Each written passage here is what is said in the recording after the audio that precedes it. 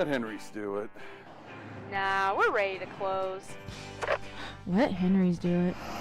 Henry's is ready to take your call right now. From compacts to semis, Henry is here to help 24/7. Save yourself the hassle and make us your first call. Henry's gets there fast, offering multiple locations to serve the Ozarks. When you're stuck on the side of the road, make the right call. Let Henry do it.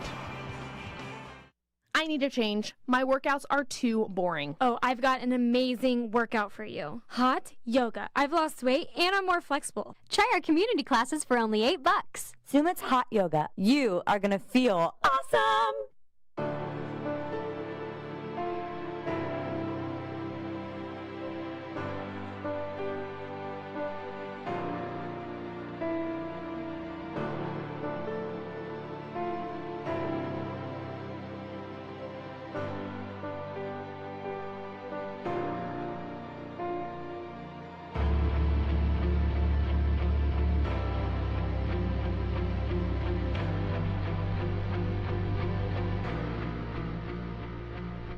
And we welcome you in to baseball night in the Ozarks. Branson Showmen and the Nixa Suckers set to get going a little bit before 6:30 p.m. to serve as the main event for the Robert Lewis Memorial opening weekend of Season 10 of the Grip and Rip Baseball League. My name is Rance Berger. Right now we are watching the action on the field. GRBL Commissioner Tony Lewis is down there, giving an inspired pregame speech. Got some great moments coming up here in just a few minutes, as Tony Lewis thanking some of the team members and some important people who have helped make Grip and Rip baseball a thing over the years. Tony Lewis is about to hand it to me, so here in just a second, I'm going to talk to everybody.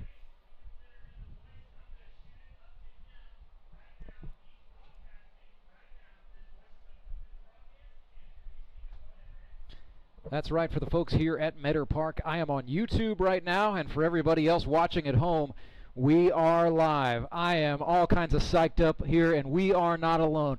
We've got Derek Sako, Schuyler Bartlemy, Daniel Davis, Mike and Vonda Holland, Susan Schaefer, plus America's father-in-law, Steve Lale, the Lens jockey, Mike Hudgens, and our brand new stat dude, CJ Rose. That's the team behind the scenes here in the box and all over Mark Worley Field, making GRBL magic happen for you tonight, folks. The show could not go on without each and every one of us.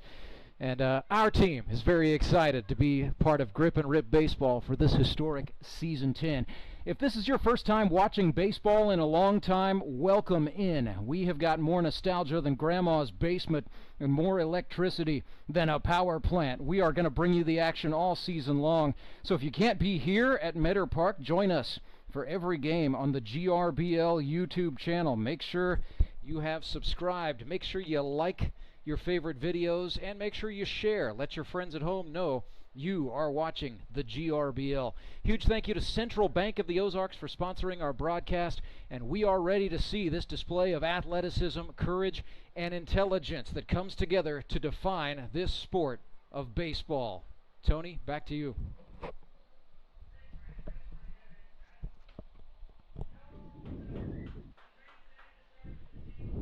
All right, now I'm just back on the regular broadcast, so hope you enjoyed that hype as we get ready to bring you the Branson Showmen against the Nixa Suckers.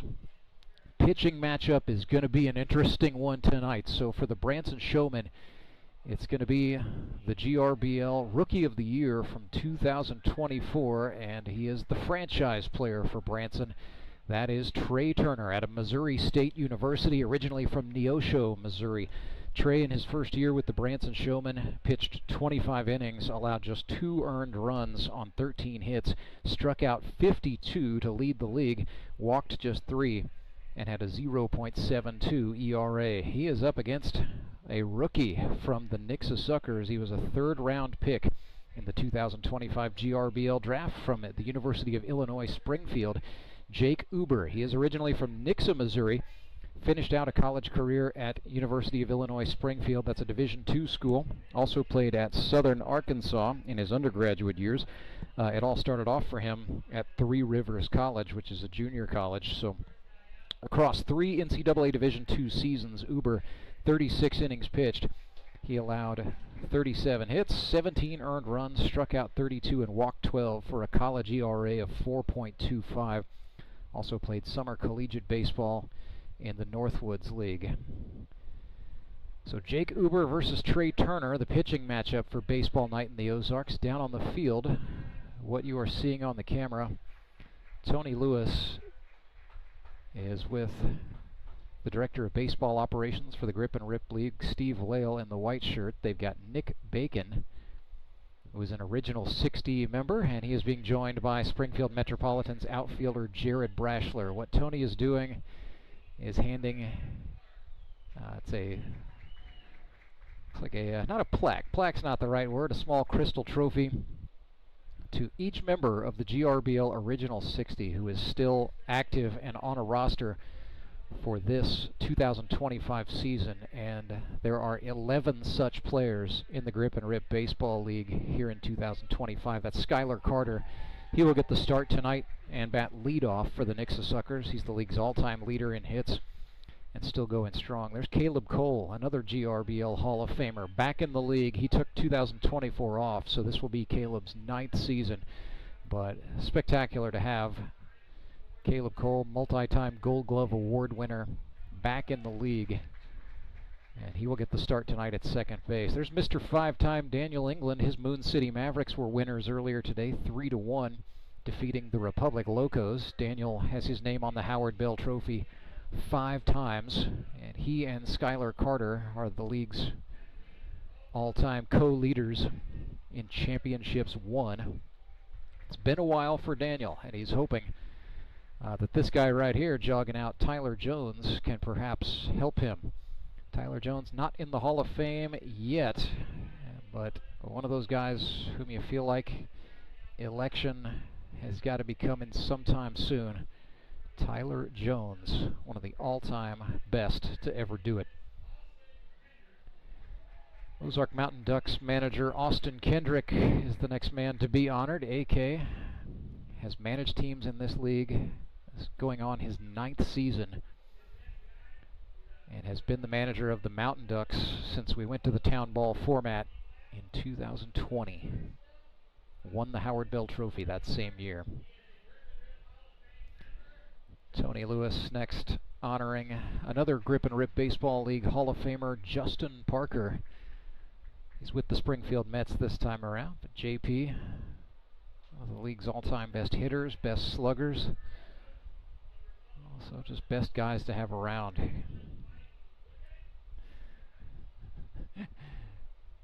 Another original 60 in management is Chris Mesa. He is skipping the Republic Locos and has led that club since 2020. That was his first managerial year, but before that had a lot of success as a player and sort of a number 2 guy in command with his best friend Austin Kendrick, who you just saw him hug right there. The 10th original 60 honoree is getting ready to play tonight for the Branson Showmen. That's King Owens. King's done a little bit of everything. He can play just about every position. Just, you know, one of the kindest, most caring people, I think, who's ever played in this league. And Nick Bacon has asked for the stick, and then the stick went dead. What just happened? Give Nick the microphone. There he's on. So Nick Bacon, on behalf of this committee of veteran players, I know exactly what he's doing. He's about to thank the founder, the commissioner, the godfather, Tony Lewis. He is the 11th original 60 ball player who is still active. He's in the street clothes right now, representing the league, but Tony on the roster for the Ozark Mountain Ducks. It was his vision that has come together and bring life to the product you see now, that is Grip and Rip Baseball. And to that, dozens, if not hundreds of people are grateful for the experience of getting to play some Sunday baseball, where it is a place where bankers, ditch diggers, car salesmen, teachers put all that aside for a minute and they come out here and become baseball players. So Tony Lewis now explaining the significance of the Howard Bell Trophy. The trophy named after the late, great Howard Bell, who was a high school baseball coach here in Springfield, Missouri at Glendale High School. His life tragically cut short by ALS. And so Tony, prior to the start of the first GRBL season, knew that the league would have to have a championship trophy, because what is baseball without something to play for? And so the Howard Bell Trophy was born, and that is what these men play for. It is Jacob Karlson, the manager of the Branson Showmen, who has the honor of ringing the bell, marking the official start of another Grip and Rip Baseball League season. And that bell will not sound again until the Season 10 champion is crowned in October. It's one of the many great traditions that has evolved over the course of this league's lifetime. We'll come back with the pregame festivities done, and we will bring you some starting lineups for the Nixa Suckers and the Branson Showmen. Back right after this. Acme Towing Company. That's too far away. Let Henry's do it. Nah, we're ready to close. Let Henry's do it. Henry's is ready to take your call right now. From compacts to semis, Henry is here to help 24/7. Save yourself the hassle and make us your first call. Henry's gets there fast, offering multiple locations to serve the Ozarks. When you're stuck on the side of the road, make the right call. Let Henry do it. Take a breath. Here's your Be Well moment with Burl Behavioral Health. You're invited to pause and feel connected.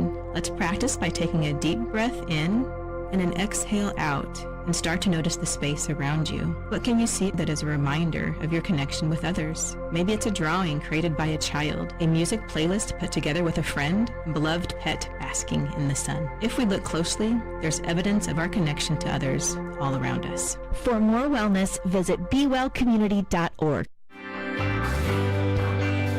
I'm Nicole Cartmel with the Bank of Missouri. If you're in the market for a new home, you're probably spending a lot of time looking at real estate listings. But there's one main thing you need to do to narrow down your search. Get pre-qualified for a home loan. Mortgage loan officer Shannon Meissner is here. How does this help you to live well, bank well? Getting pre-qualified for a mortgage loan is definitely your first step. Pre-qualification allows you to determine early on how much money you can borrow to purchase a home in connection with your monthly budget.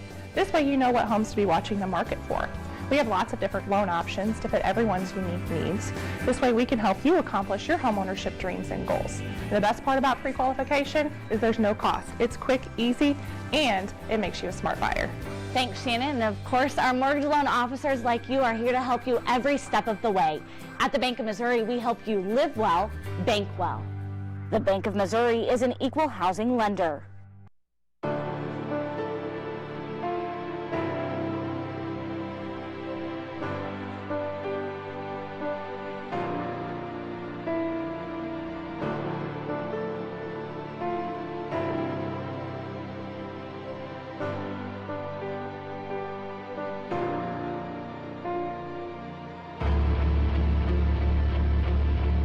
We are live at Mark Worley Field at Meadow Park, home of the Grip and Rip Baseball League throughout this historic 10th season. Here are the starting lineups for baseball night in the Ozarks. The Nixa Suckers are set to take on the reigning and defending Howard Bell Trophy champion Branson Showmen. Suckers will be the visitors on the board in their red jerseys with gray pants and navy blue caps. They will lead off with their center fielder, the Grip and Rip's all-time leader in base hits with 84 for the career, Schuyler Carter. Batting second, the second baseman. After a gap year, he has returned from Fairgrove, Missouri, Caleb Cole. Batting third, the reigning MVP award winner with 18 hits in 9 games in 2024, the catcher, Courtney Spitz. Batting fourth is the left fielder, a former Rookie of the Year award winner, Trent Simpson. Batting fifth is the reigning infield Gold Glove Award winner, playing shortstop tonight out of Northwest Missouri State, Logan Rycraft. Batting sixth and playing first base, wearing number 16 at 41 years old, from Willard, Missouri, Zach Young. Batting seventh and playing third base is a rookie. He wears number 7, Landon Clark. Batting 8th and playing right field. From Griffith, Indiana, Jamar Avery Hart. Batting 9th, the extra hitter, a rookie from Bakersfield, California, Johnny Best. Batting 10th, another rookie. He is the starting pitcher from University of Illinois Springfield by way of Nixa, Missouri, Jake Uber.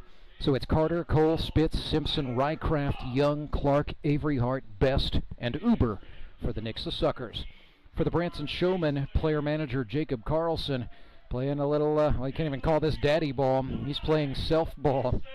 He is starting himself, leading off, and playing shortstop. Jacob Karlson. Batting second is the catcher, a GRBL Hall of Famer from Weyburn, Saskatchewan, Canada, Jared Fox.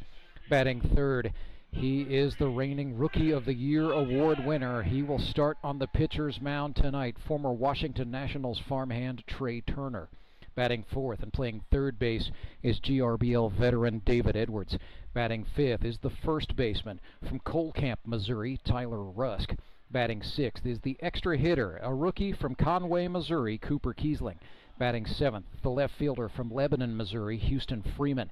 Batting in the 8th spot is another rookie. He will be the right fielder. That's Dustin Phelps. Batting 9th, the second baseman from Cincinnati, Ohio, Michael Doman, the Showman. And batting 10th, he was with the club's championship winner a season ago, back for some more from Nixa, Missouri, in center field tonight, Chris Leggett. So it's Karlson, Fox, Turner, Edwards, Rusk, Kiesling, Freeman, Phelps, Doman, and Leggett for the Branson Showmen. First pitch is coming up next, right after this. It's Grip and Rip Baseball, live and free for you all night long on YouTube. It started with an idea. Championship game of the Grip and Rip Baseball League here in Ozark, and we have had a wild one. It's gone back and forth over the last few innings, just like the season series between these And two became teams. a passion. I had no idea what to expect. It's incredibly nostalgic. A brotherhood was created. These guys, they're like family now. Then the community got involved. My family just loves coming out to Grip and Rip. And $1,000 goes to ALS in the Ozarks. We love Champions were crowned. Back to back to back for Justin Skinner. Let's go! Champions, go! Mark Webb and the Ozark Mountain Ducks are the champions. Bring on season 10. Moon City, baby. Goldfish. Quack Attack is back. Go Locos. Let's go, Mets! It's showtime. Welcome to season 10 of the GRBL. Baseball's ultimate second chance.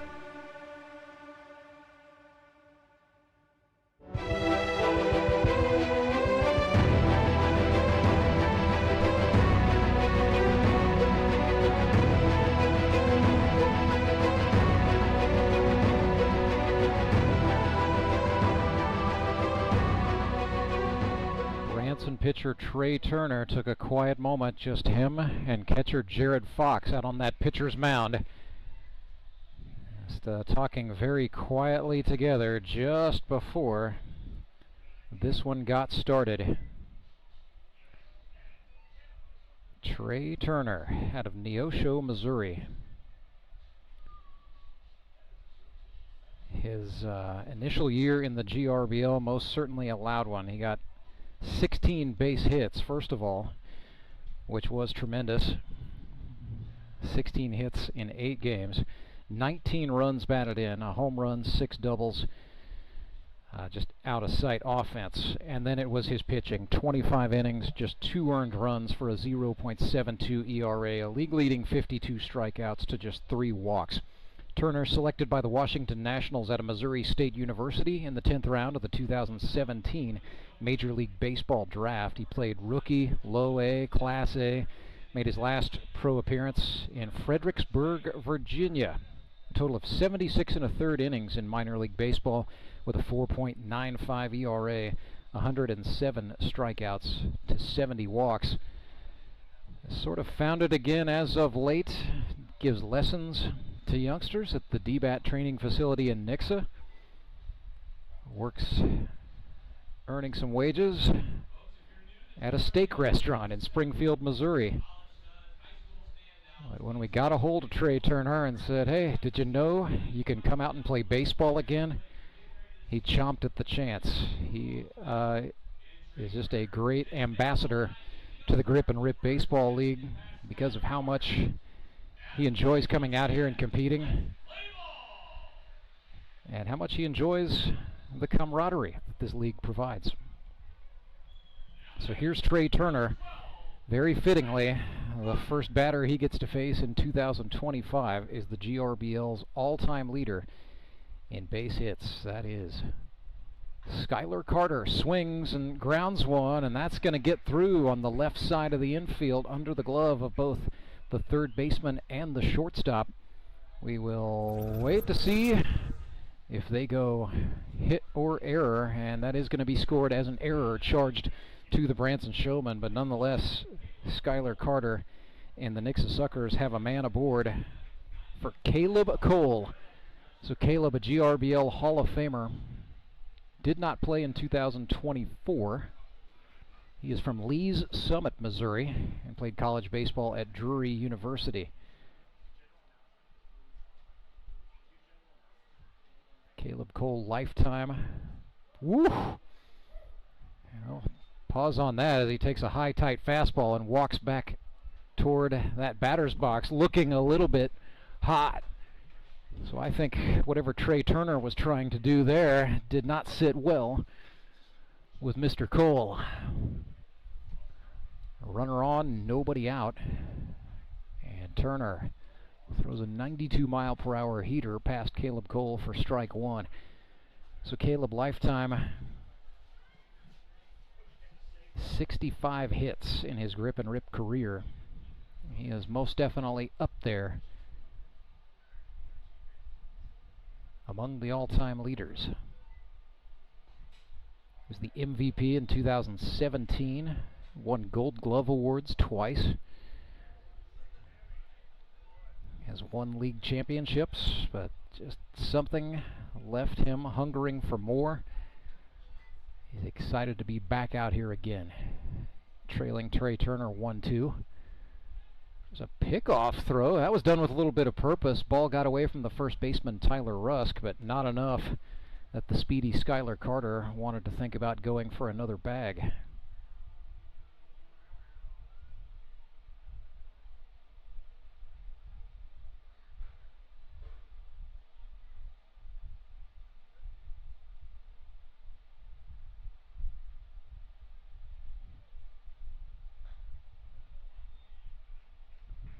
Turner missed, and so now the count is 2-2.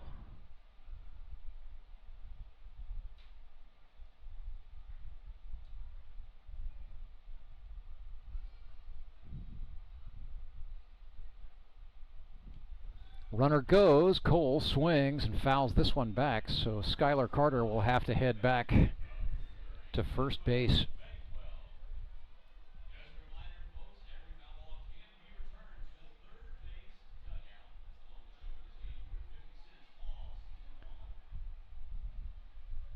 Cole, ooh, steps out. It looks like something, not sure if he got sweat in his eye or if an insect flew into his eye there. It went to work on his right eye when he stepped out. Now he's back in. Short lead from Carter at first. Turner again went with the fastball, and Cole swung and fouled that one straight back. That's the kind of foul ball that tells me Caleb's timing was pretty good, just the path of the bat not sufficient to get a base hit. So we'll do another 2-2. Cole not appearing intimidated by the 90-plus fastball of Trey Turner.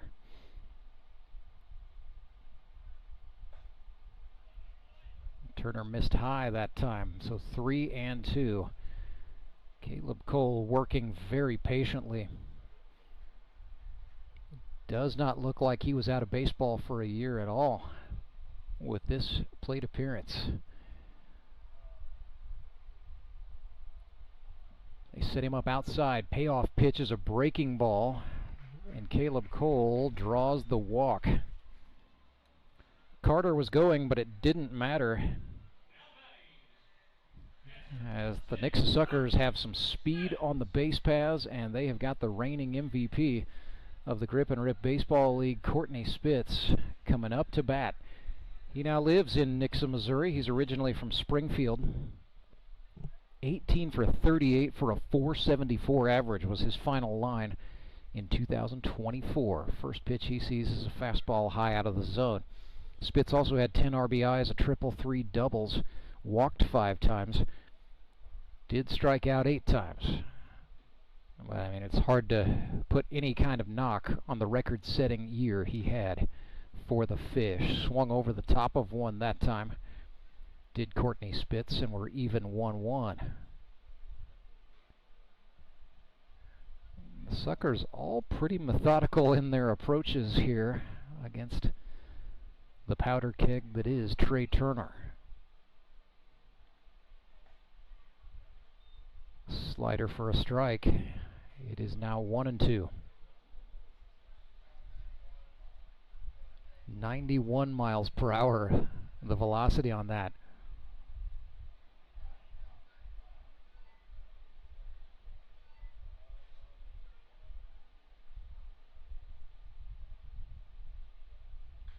Fastball swung on, fouled back to the screen, an attention getter for all the fans sitting in close.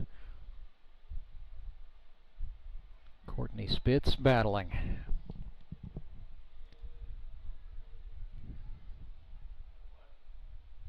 Credit the Suckers for staying composed here in the early going. Not being intimidated by pure heat. Although Trey Turner gets the last laugh there with a strikeout. So that is his first. Before the season, he asked me, what is the single season record for strikeouts? 69. Josh Engler set it in 2021. So there you go. Trey Turner is on the way. 1 down, 68 to go. Here is Trent Simpson. He's had the same walk-up music throughout his Grip and Rip career. Uses The Stroke by Billy Squier. 30 years old, out of Missouri Valley College. Was a member of the Republic Locos for his first 3 seasons. Has 34 hits across those 3 years. Swing and a miss there. Maybe a botched hit and run, or just a double steal as Schuyler Carter is safe at third. David Edwards gave him a little bit of an extra shove there. All in good fun, I'm sure, but tail runner Caleb Cole went as well. So it ends up being a double steal by Nixa. And now they've got first base unoccupied, 0-2 to Trent Simpson. Make it 0-3. Back-to-back strikeouts swinging for Turner. And the Suckers' last hope here in the top of the first is Logan Rycraft. He is the shortstop out of Northwest Missouri State, sponsored by Foundation Recovery Systems. Originally from Mount Vernon, but now living in Nixa, Missouri. So playing for the town team is Logan Rycraft. Had 6 hits in 32 at-bats for the Mountain Ducks as a rookie a season ago. And Logan has played professionally in the Pecos League. Had a season with the Roswell Invaders. That was right after he finished out at Northwest. 0-1 to Rycraft. He's got a couple of different vocations. Does construction and remodeling, and then also does some one-on-one instruction. And also coaches a youth team, I believe. He's a busy dude. Also living the 2 kids under 2 lifestyle at home with his wife Callie. So I don't know what his sleep is like, but when he actually gets some, it's got to be glorious. 0-2 to Rycraft. Turner, a little hitch on the leg kick, and then he came high with the fastball. Logan saw it well, and so the count's now a ball and 2 strikes.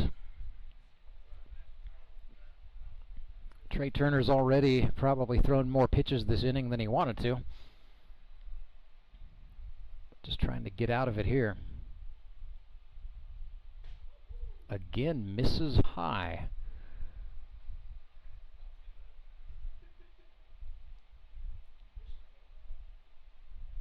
Plate umpire for this one, I believe, is Brian Lozano.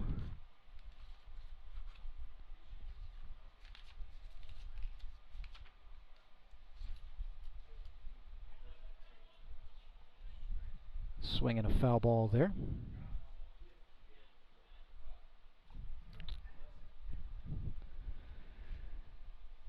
Two balls, 2 strikes, 2 outs. It is deuces wild for Rycraft. Umpire in the field, I can definitely tell you, is Ryan Cargyle. But I believe that's Lozano behind the plate. Might be Bo Campbell. 2-2 pitch. No. That's inside, and it is 3-2. So patient plate approaches from all of the Suckers here in the early going. Another full count. Turner exhales sharply, now comes home, just blew it by him, nothing fancy there. Rycraft smacks the top of his helmet in frustration. So Turner saw a batter reach on an error, then he walked a guy, and then he struck out 3 batters to cap off what ends in a shutout inning. So nothing is the score. We are in the middle of the first, back with a little bit more grip and rip baseball right after this break. You are watching the GRBL all season long. I have to say a big thank you to our title sponsor, Henry's Towing. When Gary and Sandra Henry started Henry's Towing nearly 5 decades ago, customers knew that Henry would be the guy coming to help. People would call and ask to let Henry do it. And as Springfield has grown, our family has grown as well, so there's always someone around to come help you out. Everyone at Henry's is a member of the family, fully trained and as dependable as the original. With a family this size, help is always right around the corner. So if you find yourself in need of roadside assistance, remember to call the name you've grown to know and trust. Remember to let Henry do it! Did you know that Conoco gas has 3 times more detergent additive than the minimum required by the EPA? And 30% more than the top-tier detergent gasoline standard, recommended by major car manufacturers. Other alternatives contain unwanted deposits that can build up on fuel injectors and intake valves, robbing your engine of performance. More quality in every drop. Only at your local Rapid Roberts.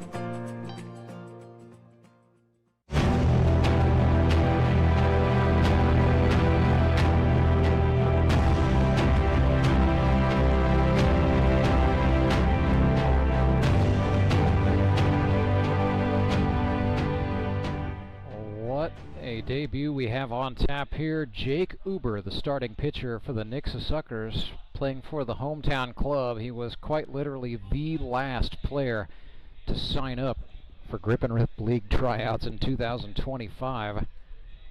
Last possible minute, and from that he was selected in the 3rd round of the GRBL draft. He is from the University of Illinois Springfield. Before that, played at Southern Arkansas, also started his college career at 3 Rivers College, that's here in Missouri.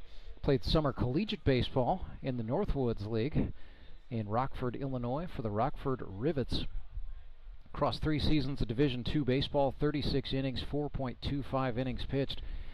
He's got a sidearm to submarine type of pitching mechanic. That was born out of necessity due to a torn labrum in his right arm, but Jake Uber wanted to keep playing the game, and he figured out a way how by completely reinventing himself. And he was the last guy to sign up for tryouts, but he certainly left a lasting impression during his bullpen session. GRBL managers liked the velocity and the movement he showed, and the way he hit the strike zone. And so from that, he is making his GRBL debut right here, right now, as a member of the Nixa Suckers. Throws ball 1 high to another old Nixa Eagle, Jacob Karlson, who is now the skip for the Branson Showmen. Make it 2-0. Karlson, playing shortstop, has spent most of his career as an outfielder in this league, but can really do everything. Matter of fact, he was one of 2 players to play all 9 positions in a single game on the final day of the regular season last year. So Karlson got hit by a pitch inside. And he is always a threat to steal. And he is on for Jared Fox, the engineer from Missouri S&T. Now lives in Ozark, Missouri, but is originally from Weyburn, Saskatchewan, Canada. 63 hits in Jared Fox's GRBL career. 29 runs batted in. It's a .431 career on-base percentage to go with a .362 average. 1-0 to Fox. Cooper ran that one into the zone and found it for a strike.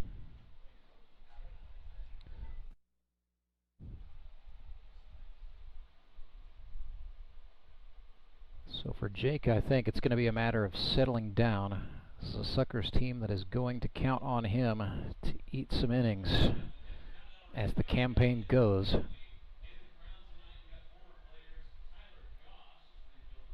He's definitely going to need to trust the defense behind him. I mean, he's got Gold Glovers in all of the middle defensive positions. Center field with Schuyler Carter. Second base with Caleb Cole, who would be a shortstop on any other team. Logan Rycraft got the start at shortstop tonight. And then they've got Trent Simpson and Jamar Avery Hart in the outfield. This is an outstanding defense. But Uber walks Jared Fox. So a hit by pitch and a walk. Perhaps some early jitters for Jake Uber. And the task at hand gets tougher with this guy walking into the batter's box. Trey Turner. 16 hits in 8 games his rookie year with 19 runs batted in. Showmen are going to courtesy run for the catcher Jared Fox. That is a rule in place to improve pace of play, so King Owens will be the runner for Fox. Jacob Karlson still the lead runner coming off second base, and the first pitch Uber throws to Turner is high. Courtney Spitz getting the ball back to Jake quickly. I think that time a little quicker than he expected. He's just got to settle down and find it, trust the guys behind him. Ran that one in, it gets away from Spitz's glove. That's going to allow the runners to move up, so now 2 men in scoring position.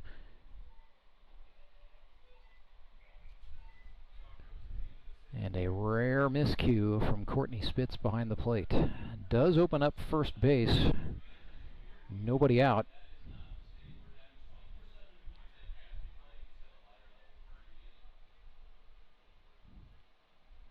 Uber checks the runner Karlson briefly, then comes home. Bends a slider into the zone. Might be more fair to call that a sweeper.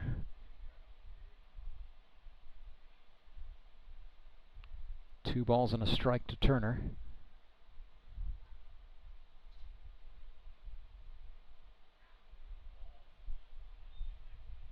(3-1) now. That one was low. Good crowd has filed in for the first baseball night in the Ozarks game of 2025. Still plenty warm out there. As Turner draws a free pass. It is 91 degrees under skies that are officially partly cloudy. It may get down to 86 by the time this one is over. So a hit batsman and back-to-back walks. Batter's going to be David Edwards. Bases are loaded, nobody out. Showmen are now going to run for the pitcher Turner. Trey is looking over to say, what is this all about? But they're going to run Justin Lowden for Trey Turner. It's going to keep the battery fresh.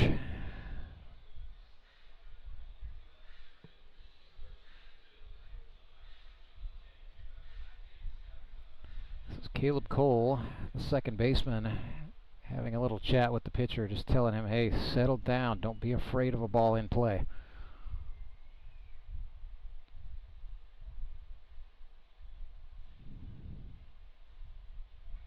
They set Edwards up outside. Uber kind of jammed him in there and he fouled it back. Just such late break on everything Jake throws. So 0-1 to Edwards out of James Madison University. He's a 36-year-old strength and conditioning coach at Missouri S&T. native of Ocala, Florida.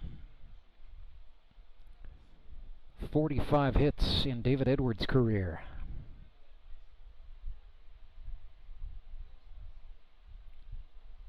Nothing in 2. Swings and lifts one in the air, right field. Back goes Cole. Up comes Avery Hart, and it's Caleb Cole making the catch. His throw into the plate is not on line to get the out, so the Branson Showmen do play to run. That will officially go down as a sacrifice fly for David Edwards, and it is 1-0 for the Showmen.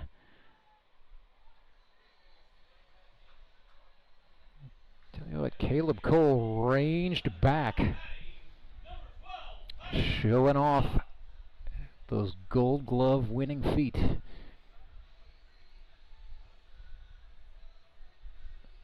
Might have been a bloop single against a lot of teams, but not these Nixa Suckers. But it does play to run. Tyler Rusk batting for the Showmen looks at a strike, and I suspect they're not going to give him anything inside. Tyler Rusk with a fast pair of hands, and he has hit him out of the park in this league before. That one was inside, and Rusk turned on it. It is into shallow left. Running in and getting it is Trent Simpson. And yeah, you don't test that arm. King Owens wisely goes back to third base. And that is where it stops. So it remains first and third. And a great job by Trent Simpson keeping a run off the board. You can also argue heads-up base running by King Owens, knowing not to just go ahead and make the final out of the inning there. So here's an opportunity for rookie Cooper Kiesling. He's from Conway, Missouri. A diesel mechanic. Had a good showing in the GRBL preseason. 25 years old. Is a good friend of the family of Brock Chaffin, a GRBL Hall of Famer who we had on the broadcast for our second game. Earlier today, the Moon City Mavericks 3-1 victors over the Republic Locos, and the Ozark Mountain Ducks defeated the Springfield Metropolitans 6-2. This is the last game on the docket today. 0-2 to Kiesling, and Uber took him upstairs. Down on strikes he goes. Pretty fair job there by Jake Uber. I think just, you know, you go from bases loaded and nobody out, and you only concede one run out of that. Branson Showmen lead the Suckers 1-0, and we are back with more Grip and Rip baseball in just a moment. At Central Bank, we've brought the home loan process closer to home. All of our lending decisions are made locally, right here in your community, so you get quick answers and loans that are tailored to meet your needs. So whether you're just starting your home buying journey or well on your way, Central Bank can help turn possibilities into realities. Apply online at centralbank.net or any of our convenient locations. Central Bank. We do banking better. Member FDIC, Equal Housing Lender. Life is full of things to worry about. Your home's foundation shouldn't be one of them. Vertical and horizontal foundation cracks, windows and doors that stick are all indications that your home has foundation issues.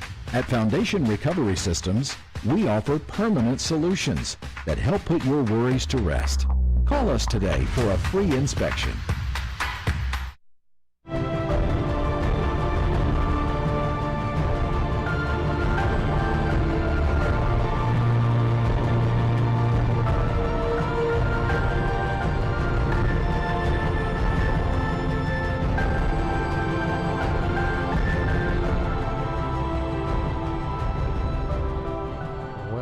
Into baseball night in the Ozarks.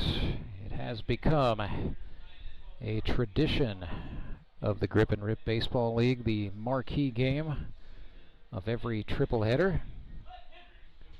So if you're saying to yourself, I want to get into Grip and Rip Baseball, but I don't think I have the wherewithal to watch 3 games every weekend, check out Baseball Night in the Ozarks, our main event game. Started at 6:30 tonight. We'll start at 6 o'clock normally, beginning on August 17th. So Sunday nights at 6. And the cool thing about the schedule this time around is if you only watch the 3 baseball night in the Ozarks games between now and Labor Day on August 31st, you will have seen all 6 teams in the GRBL before the Labor Day break. So a pretty cool bit of scheduling there. Next Sunday night, 6 o'clock, the Springfield Metropolitans will take on the Moon City Mavericks. It's the latest installment of a rivalry called the Queen City Derby. Also next week, August 17th at high noon, it's the Branson Showmen and the Ozark Mountain Ducks. At 3 o'clock, these Nixa Suckers will take on the Republic Locos. Zach Young comes to bat for the Nixa Suckers. He is in some new digs after a long stint with the Springfield Metropolitans. First offering he sees from Trey Turner is the heat on the outer half for a strike. Zach Young lives in Willard, Missouri. He's originally from Bolivar. He is a senior planner for the Missouri Department of Transportation. Had 7 hits in 27 at-bats for the Metropolitans a season ago. Also had 5 RBIs. And at 41 years old, I believe the oldest guy on the Nixa Suckers roster, but not the oldest man in the league by a long shot. Zach went to Missouri State University. Came into the league at the ripe young age of 38. But still had a lot of the power in the body and the fast hands that made him a college baseball player. And Zach had lived in Iowa for a number of years and had played amateur baseball up in Iowa for the better part of a decade, but his family relocated to Missouri, sort of closer to where it all started, and was recruited into this league by GRBL original Jared Brashler. Swung and missed there at a 3-1 pitch to make the count full. It is 3-2. 1-0 Showmen our score. We're in the top of the 2nd inning. Beautiful sunset in the western sky as Trey Turner sets the sun on that at-bat for Zach Young. It's a strikeout. That's now 4 in a row for Trey Turner.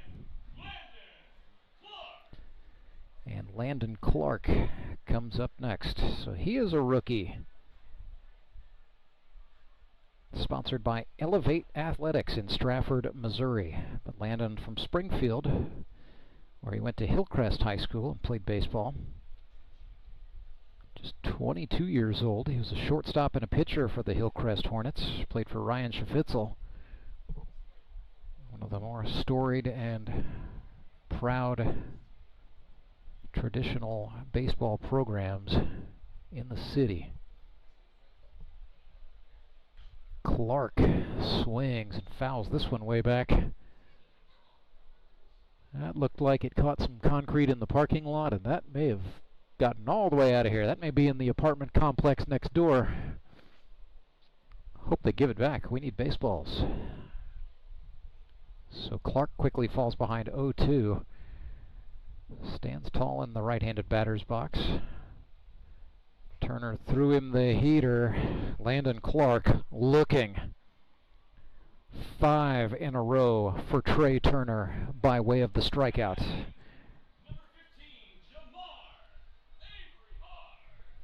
So here's Jamar Averyhart.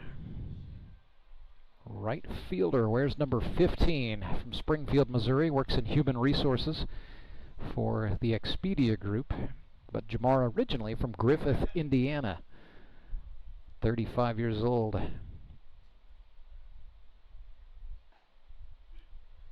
Swung on and missed there.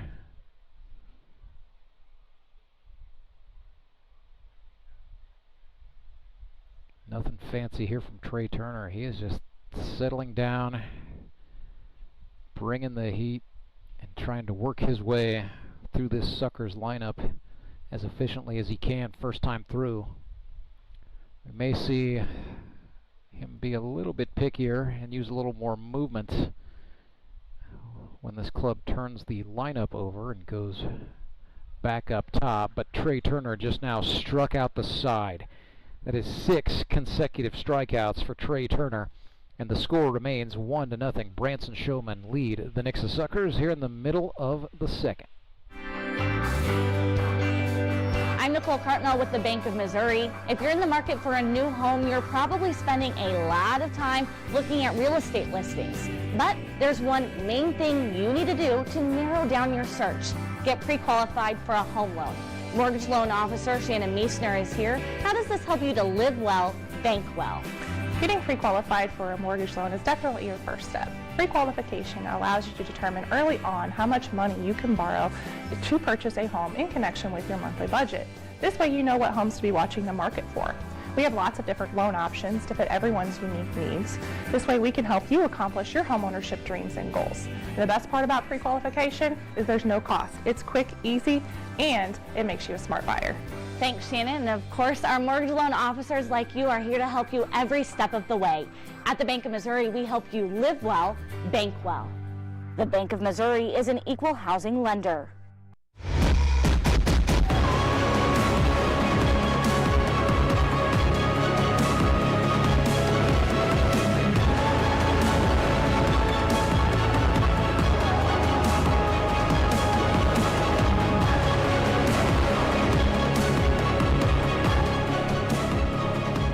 Jake Uber back on the mound for the Nixa Suckers. They trail the Branson Showmen 1-0. Little trivia question flying around, and for those of you in the comment section here on the stream, you can participate because that's where we're looking for the answer.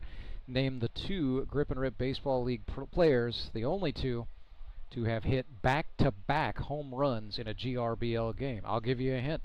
Both of those guys are in this game. And it happened in 2024. So who were the 2 players who hit back-to-back home runs right here at Meadow Park in a Grip and Rip Baseball League game? Leave your answer in the chat. Oh, I see an answer. And that is absolutely correct. So just like that, we have a winner in the chat. Batter is Houston Freeman. So yeah, congratulations to Amy Metcalf, winner of our trivia question. The answer is Jacob Karlson and Trey Turner. Amy, I am not the prize guy, but congratulations. We will endeavor to figure out what you need to do to claim the big dub.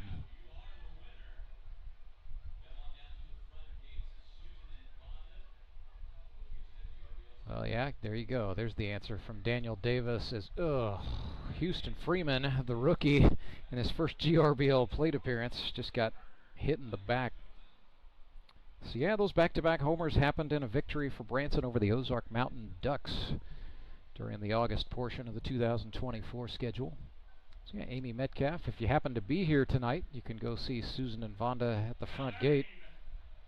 If you're not here, well, I guess you got to get here at some point. We'll figure it out.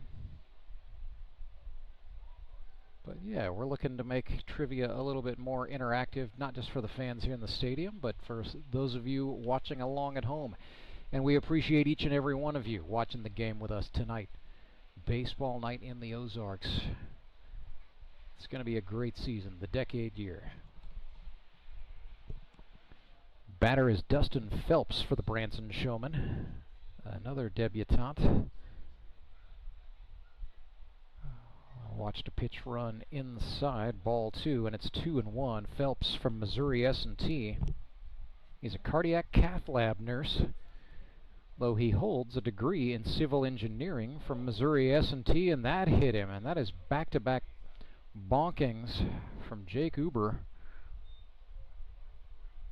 Nothing in the way of a warning coming from the plate umpire Brian Lozano, and that is Brian Lozano, I can confirm now. As there is Doman the Showman. It's like he was just destined to play for this team with a name that rhymes. Michael Doman. I myself was very excited when the Branson Showmen drafted Michael, mainly for the rhyming, but I mean, I just also think he's a good guy to have in this league. Michael from Lakota West High School in Westchester Township, Ohio. That is just outside of Cincinnati. He's a territorial sales leader for the Hershey Company.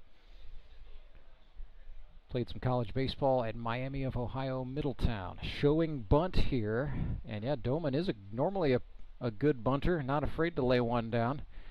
Got out of the way as Jake Uber showed his appreciation for the bunt by running one inside. And Doman again showing bunt. Now he pulls it back as that one is off the plate. 3-0. Suckers corner infielder Zach Young and Landon Clark appear poised to charge.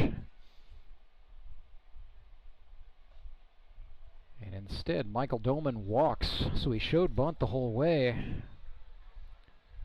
Uber just couldn't quite find the zone on him. So, kind of a similar situation to Jake's first inning. That one went hit by pitch, walk, walk. That was hit by pitch, walk, and the bases are chucked for Chris Leggett, sponsored by Handyman Rentals. 6 for 14 a season ago with the Showmen. 3 RBIs, a triple.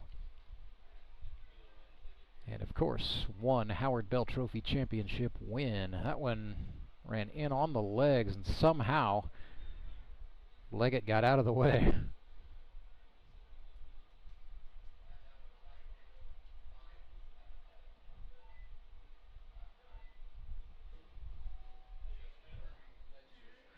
Hopping back in there.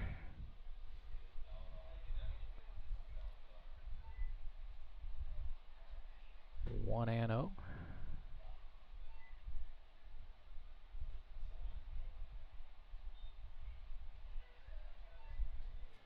Make it 2-0. Just a little combination, I think, of nerves and some rust for Jake Uber. Trying to find the zone. It's just not happening.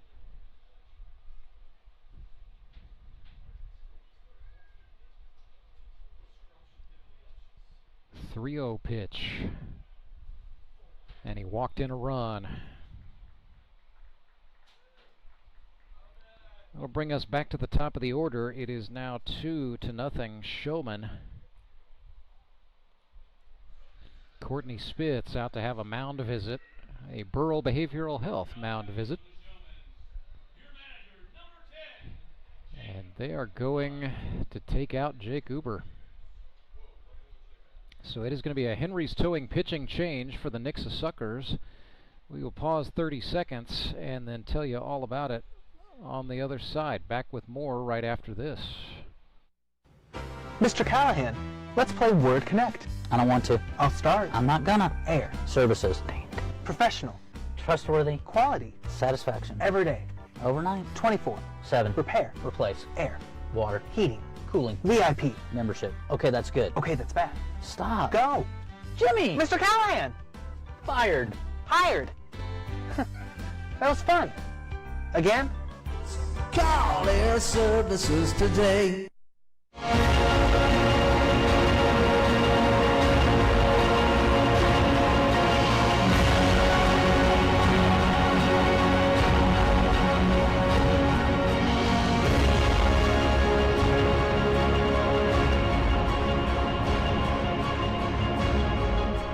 So the Nixa Suckers have turned things over to veteran right-hander Seth Burns with the bases loaded here in the second inning. 2-0 is the score. Nobody out and the bases juiced. And a tall order for Seth Burns, the beef cattleman from Sleeper, Missouri. Played for the Nixa Suckers in 2024, pitched 3 innings, did not allow a run or a hit, struck out 1 and walked 1. But Seth was predominantly used as a batter that season. Had a rough go on the pitcher's mound for an injury-depleted Ozark Mountain Ducks team in 2023.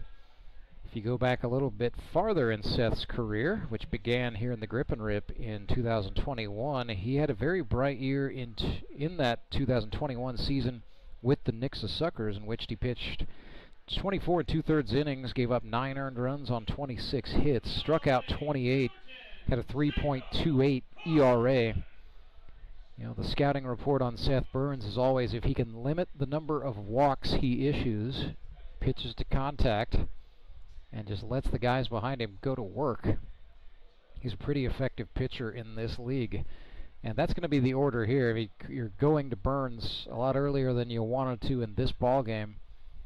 But you've got to try to throw some baseballs into play as Jacob Karlson sends one out to right field. Avery Hart is back and makes the catch. Runners all tagged. Throw got into Caleb Cole. Runner called safe at second base. And a run scores for the Showmen. That'll be a sac fly for Karlson, and it is now 3-0. But boy, Avery Hart, Cole, and Rycraft made that close. But close does not count in baseball. It only counts in horseshoes, hand grenades, and slow dancing. So Jared Fox comes up here, one away. Runners on second and third. First base is open. And that run will count against Jake Uber's ERA, not Seth Burns.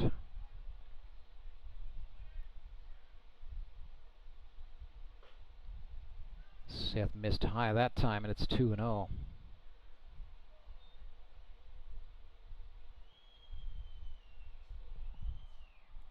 Fox drew a walk his first time up tonight. Watched that one go outside.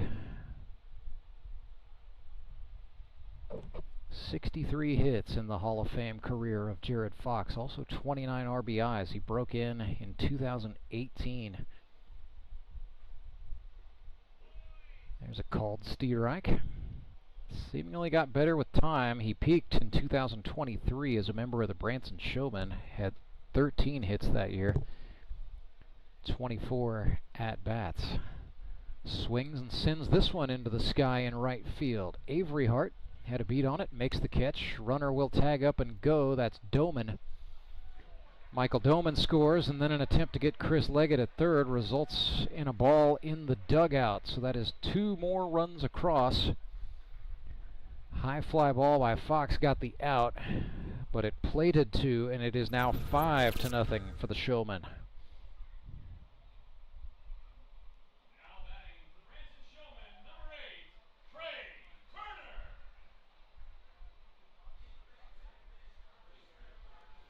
Doesn't get easier for Seth. Nobody on, and the batter is Trey Turner. So with 2 outs, as he looks at strike one, I would suspect the first thing that looks like a fastball is going to get an incredibly powerful swing taken at it. So Burns may be a little bit careful here. Yep, tried breaking pitch. Counts now 1-1.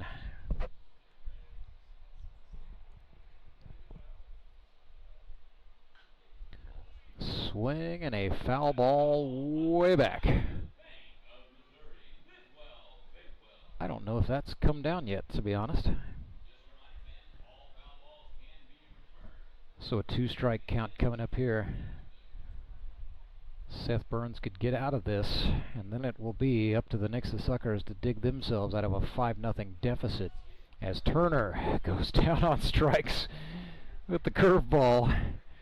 In his mind, I'm sure that's over on one of the pickleball courts in dead center field, but it was actually in Courtney Spitz's glove. So 4-run score in the second. Branson Showmen lead the Suckers 5-0, but it's early days yet. Back with more Grip and Rip baseball right after this break. I'm Nicole Cartmel with the Bank of Missouri. If you're in the market for a new home, you're probably spending a lot of time looking at real estate listings. But there's one main thing you need to do to narrow down your search. Get pre-qualified for a home loan. Mortgage loan officer Shannon Meissner is here. How does this help you to live well, bank well? Getting pre-qualified for a mortgage loan is definitely your first step. Pre-qualification allows you to determine early on how much money you can borrow to purchase a home in connection with your monthly budget. This way you know what homes to be watching the market for. We have lots of different loan options to fit everyone's unique needs. This way we can help you accomplish your homeownership dreams and goals. And the best part about pre-qualification is there's no cost. It's quick, easy, and it makes you a smart buyer. Thanks, Shannon. And of course, our mortgage loan officers like you are here to help you every step of the way. At the Bank of Missouri, we help you live well, bank well. The Bank of Missouri is an equal housing lender.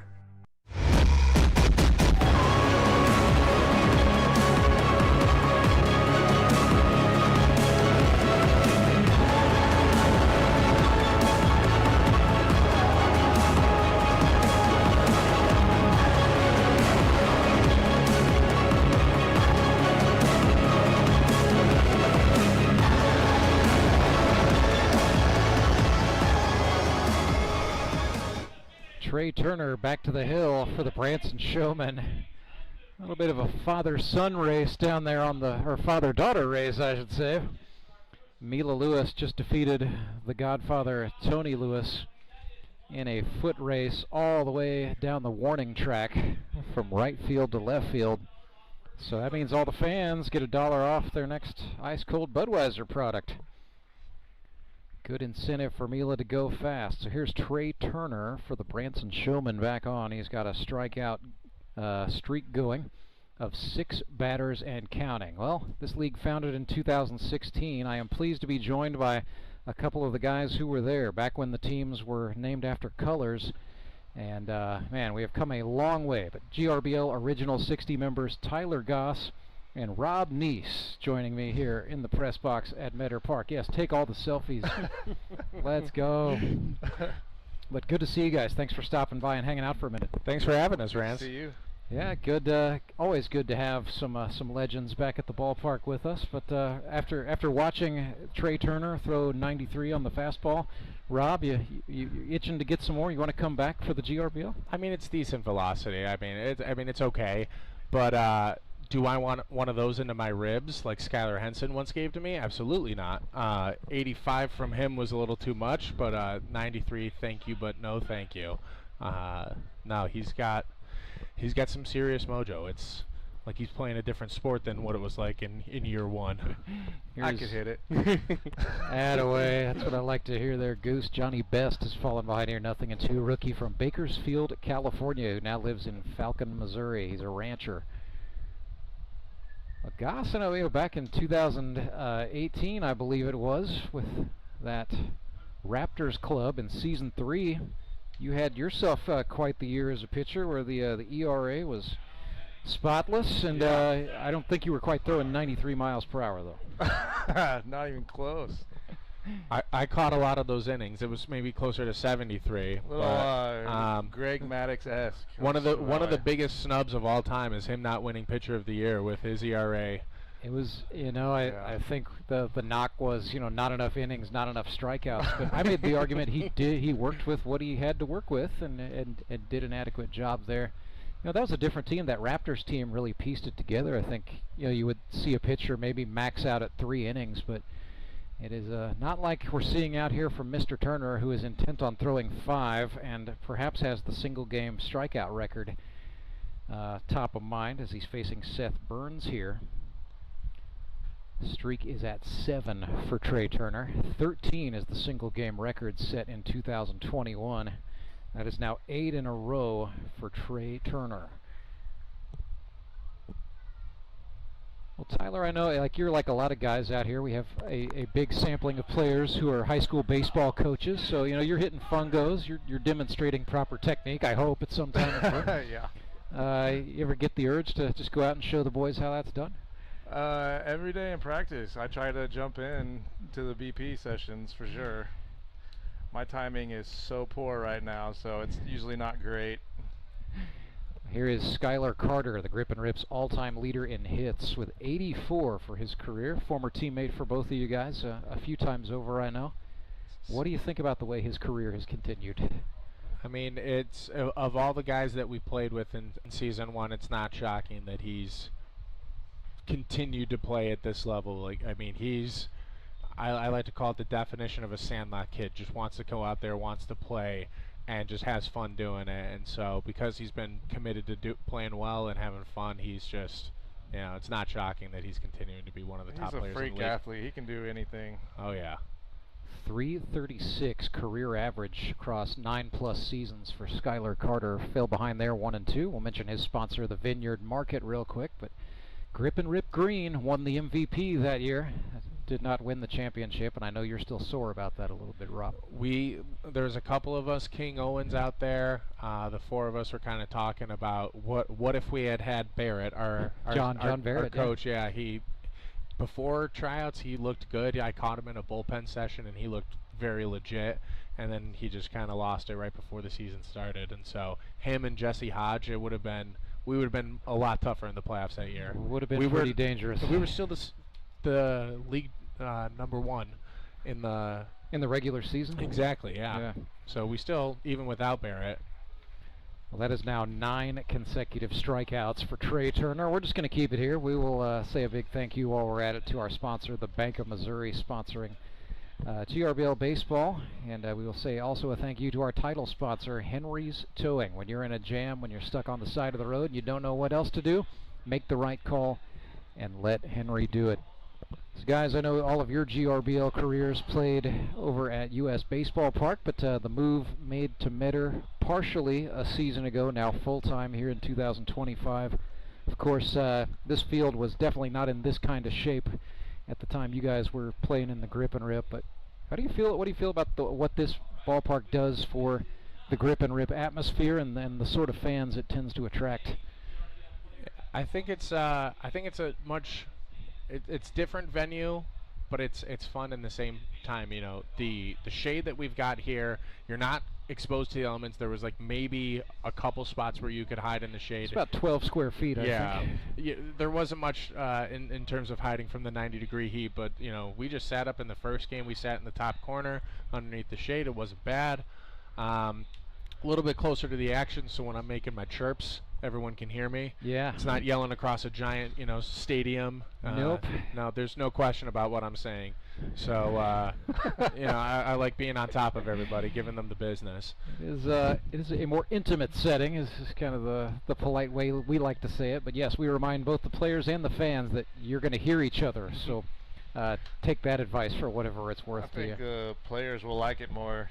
I played 4 years here in college, so a lot of memories here, but it was definitely a launching pad. So hopefully it plays the same for these guys. What do you think? The outfield walls are a little bit closer in by about 10 feet now, Goss. But the wall is also taller, so it's a little bit of a trade-off there. The wind's blowing out. Wish I was hitting right now. Yeah, we've got a little bit of a shift. It was a crosswind, really, first to third for a lot of the early portion of the day. Now it's more blowing out toward left field. At the back of David Edwards, the Branson batter. Thought about it. No, he did not.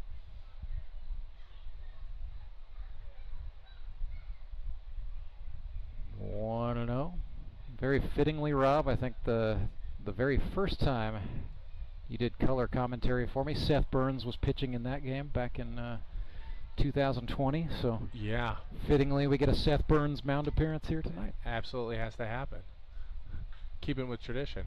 David Edwards thinking about the launch pad, but it is too high, as they said in Major League 2. Not a problem for a Gold Glover like Trent Simpson out there in left field, and he hauls it in to make the out.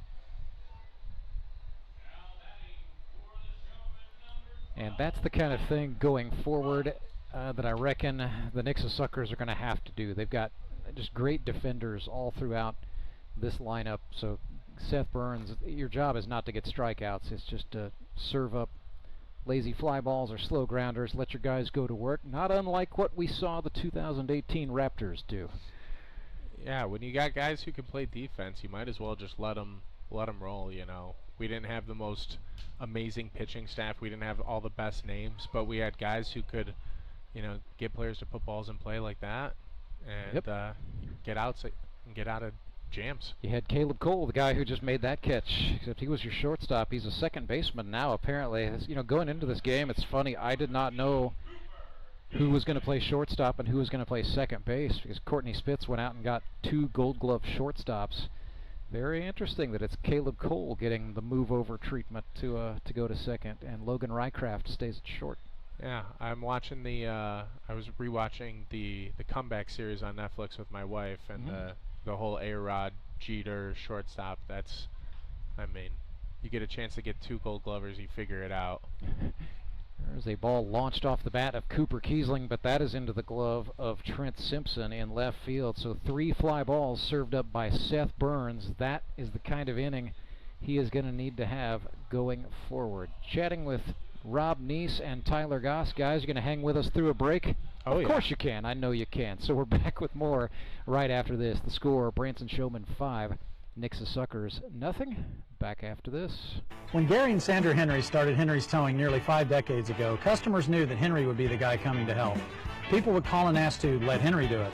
And as Springfield has grown, our family has grown as well, so there's always someone around to come help you out. Everyone at Henry's is a member of the family, fully trained and as dependable as the original. With a family this size, help is always right around the corner. So if you find yourself in need of roadside assistance, remember to call the name you've grown to know and trust. Remember to let Henry do it!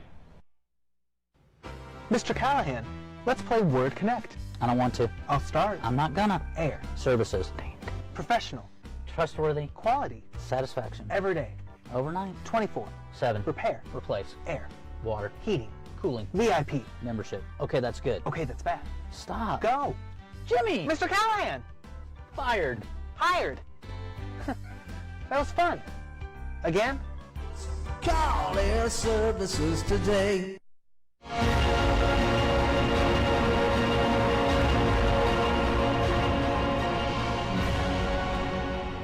Ready to start inning number 4 with the Branson Showmen leading the Nixa Suckers 5-0 on baseball night in the Ozarks. Ransberger alongside a couple of GRBL originals, Rob Neese and Tyler Goss. Well, guys, we saw Jacob Karlson do the ceremonial ringing of that Howard Bell trophy. Now, both of you have heard the call of the bell and felt the splash of champagne in your playing careers. Can you sum up for me? You know, a naysayer may look at that and say, it's just this old brass bell. Who really cares, right? But, you know, coming from the standpoint of someone who's won the thing and played for it and knows what that all means, tell us, you know, what does that mean to strive for the bell throughout a fall season and then actually come away winning the thing? Yeah, you know, it's one of those things where you're playing during the year and it's just for fun. You're coming out here just not even thinking about winning. You're just happy you get to play again. And then you get in that championship game and you're like, oh shoot, I really want to do this. I want to win. And so you get into those games, and luckily the 2 games we were in together, we won both championships. But after that happens, man, I mean, it's fun. You know, you watch the professionals do the shower of beers and everything like that, and raising everything up, and I mean, you enjoy yourself. It's a ton of fun. But I mean, now that I'm not doing it, I want to go do it. I'm sitting there and I'm like, why did I not? At no point did I think to pour champagne into the Howard Bell and drink it. And like drink out of the bell upside down. The Stanley Cup. Like, you know, that's just a thought that I'm like, nah, I got to go play again, win it, so that I can have that moment, because I don't think anyone else has thought of that. So Tony might kill me, but everything will come clean, right? Yeah. We can go find it right now. Yeah. I'll give you a taste. Well, I mean, it's better than season 2 when we won it and Justin didn't realize that the bell came off the trophy, so he shook the plaque and it fell literally off. The entire. Oh my and then gosh! we're like, oh shoot! And so for season 3, when we won, I looked at him. I said, hey, you know it comes off, right? Lifted right off of there. Yeah. Make sure to remind him. Well, you know, it's a 2-0 count here to Caleb Cole, who drew a walk his first time up.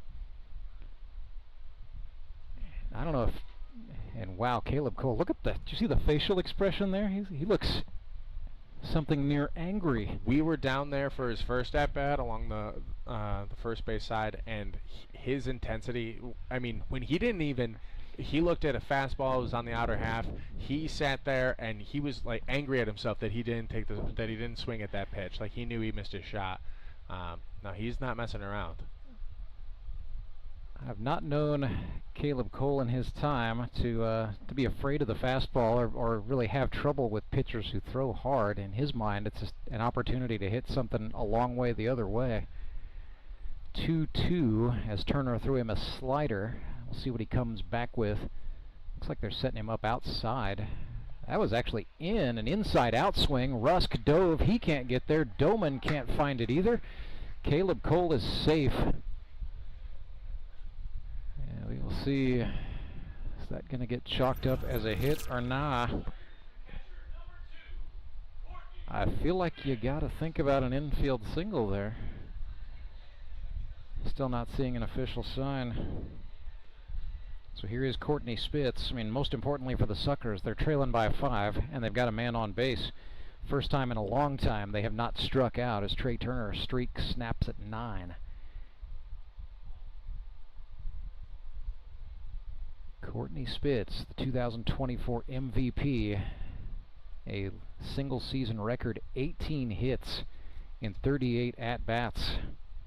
You played with him at Drury, right, Tyler? Yeah, a little bit. A couple years.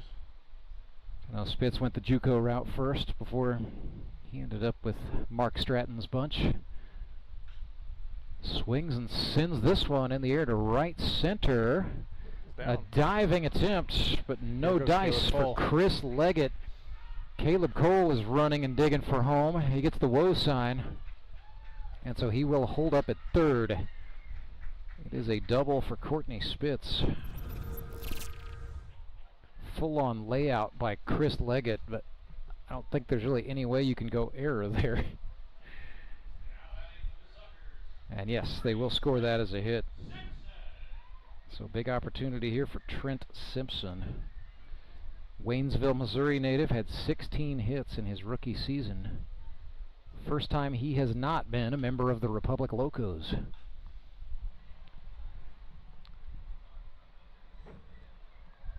And that ball is out on Fremont Avenue as he fouled it off on the third base side.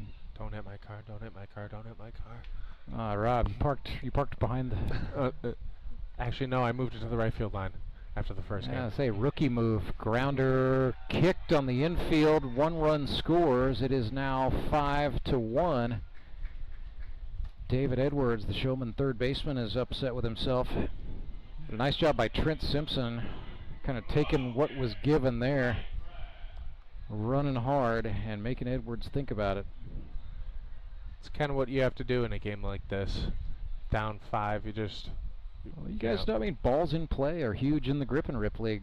Yeah, anything can happen. And Tyler, as you know, slow rollers are the devil. Not this again. Oh, come on. It's joke's only been around for 7 years. Come on. We got to find the picture. We got to put it up on the YouTube chat. Yeah, make sure everyone sees it. It was the stuff of legends. Mike Hudgens with the perfectly timed photo that just captured Tyler in it and just all his beauty and grace. Well, my brain moved a lot faster than it's one of those things where you could just tell the smile on his face said, yeah, there's just no way I'm making this play. But I was laughing as it was happening because I knew this was going to be the most stupid thing that I'm ever going to do. I saw him go down like a sack of potatoes as he's throwing it, and it's just like A for effort, C minus for execution. The effort was absolutely there. The result of the play was safe at first by a mile. And the picture will. And yeah, I was going to say that the picture was way more entertaining than the play. I mean, we're still talking about it years later, so there you go. Should have made it into Tony's Facebook post. That thing is pretty well immortal at this point. Rycraft. Runners on the corners, nobody out. 2-1 the count here. And Rycraft launches one skyward out to left field. Back. And making the catch is Houston Freeman. And yeah, they do call the out. So they call Rycraft out. Simpson retreats. Spitz tagged up. And now the plate umpire, Lozano, is going out to call time. And yeah, the officials are going to discuss this one. So they're calling the drop on the transfer. That's what the field umpire is saying. The plate umpire is trying to say, hey, wait a minute. Should be 5-2 Suckers regardless. The question is, was Rycraft out? And now Trent Simpson sees nobody on the base. He's going to run like a maniac.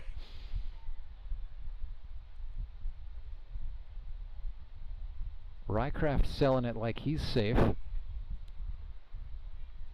They're trying to argue that Houston Freeman just straight up didn't catch the ball.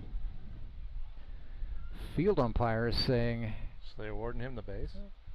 Oh, or is this being reversed?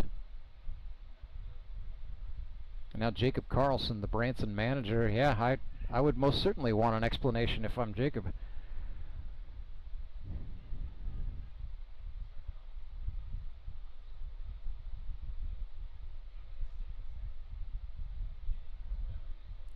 And yes, indeed. So the original call of a catch appears to have been overturned. So a run scores. It is 5-2. I've seen a ball drop out of a glove on a transfer. I've never seen an entire glove fall off on the transfer. That was something interesting, all right. But that is going to be the call. So Rycraft safe at first. The runner Spitz scored, and Trent Simpson safe at second. And Trey Turner is about to throw this 105 miles per hour in anger. Just watch. Ooh. Yep. Gas. Strike one. Or no, ball one. He called that a ball. Strike zone's been a little tight when we were over there first inning with Spitz. There were some pitches that looked like they didn't miss by much. And that is a wild pitch getting away from Jared Fox. Runner was going already. So 2 men in scoring position. And if you're Branson, you just got to keep the wheels on the bus here.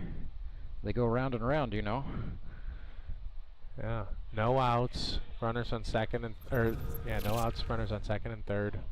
You're in a good spot to potentially close this gap a little bit more. Zach Young is tying a run at the plate. And he's got some home run power in that bat. We have seen it done. Had 10 hits his rookie year with the Metropolitans in 2023, including a home run. Team won the championship that year under Brock Chaffin's driving.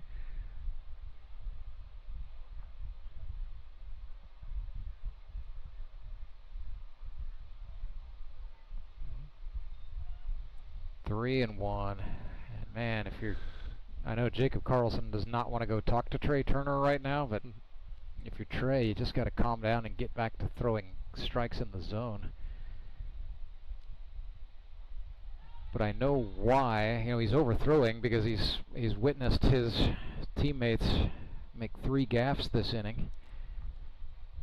So his trust in the defense is not very strong at the moment. He's trying to do it all by himself, but he walked Zach Young there. And Jacob Karlson will make a mound visit. Yeah. Same thing I teach my 13-year-olds. You pitch angry, it's not going to go well for you. You got to just take a deep breath, refocus, come back. Yeah, you got stuff that can light up everybody. But, you know, as the Washington Nationals have in their bullpen, I don't care how hard you throw a ball 4. Well, it's funny you mentioned the Nationals. Trey Turner, that is the organization in which he played his professional career.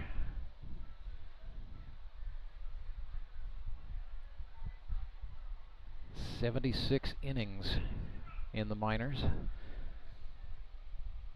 But a big inning here. Bases loaded, nobody out. Landon Clark, the rookie, is batting for Nixa. That is a ball. 1-0.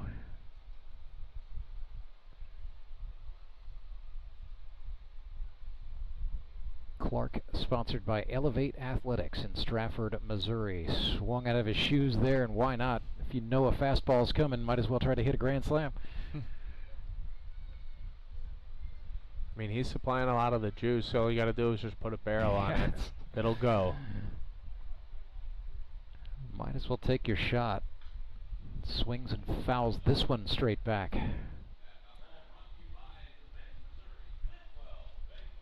It's one good swing, and the Suckers are all of a sudden right back in this thing.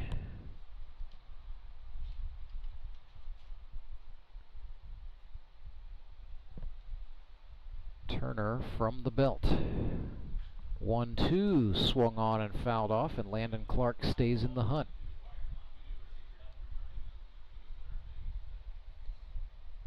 The longer any given plate appearance goes, the more it is to the advantage of the fish.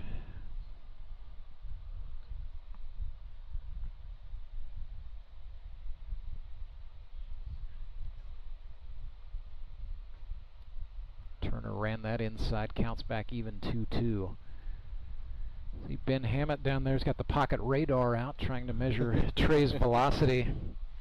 And usually when he knows he's trying to make a 5-inning appearance, which is what he's doing tonight, I mean, yeah, you still may get 93, as he got Landon Clark, tried to check swing, doesn't matter. That's 10 strikeouts on the night for Turner now. Just one gone here in the fourth. But yeah, typically it's about 5 miles per hour off of everything when Turner knows he's going to be throwing a lot of pitches. So you'll see like 89, 88 with the slider at 80. Swing and a miss there by Jamar Averyhart for strike one. At least he's smart nose to conserve it. A lot of these guys just want to go out there, grip it, and rep it, like the name says. That is the name of the league.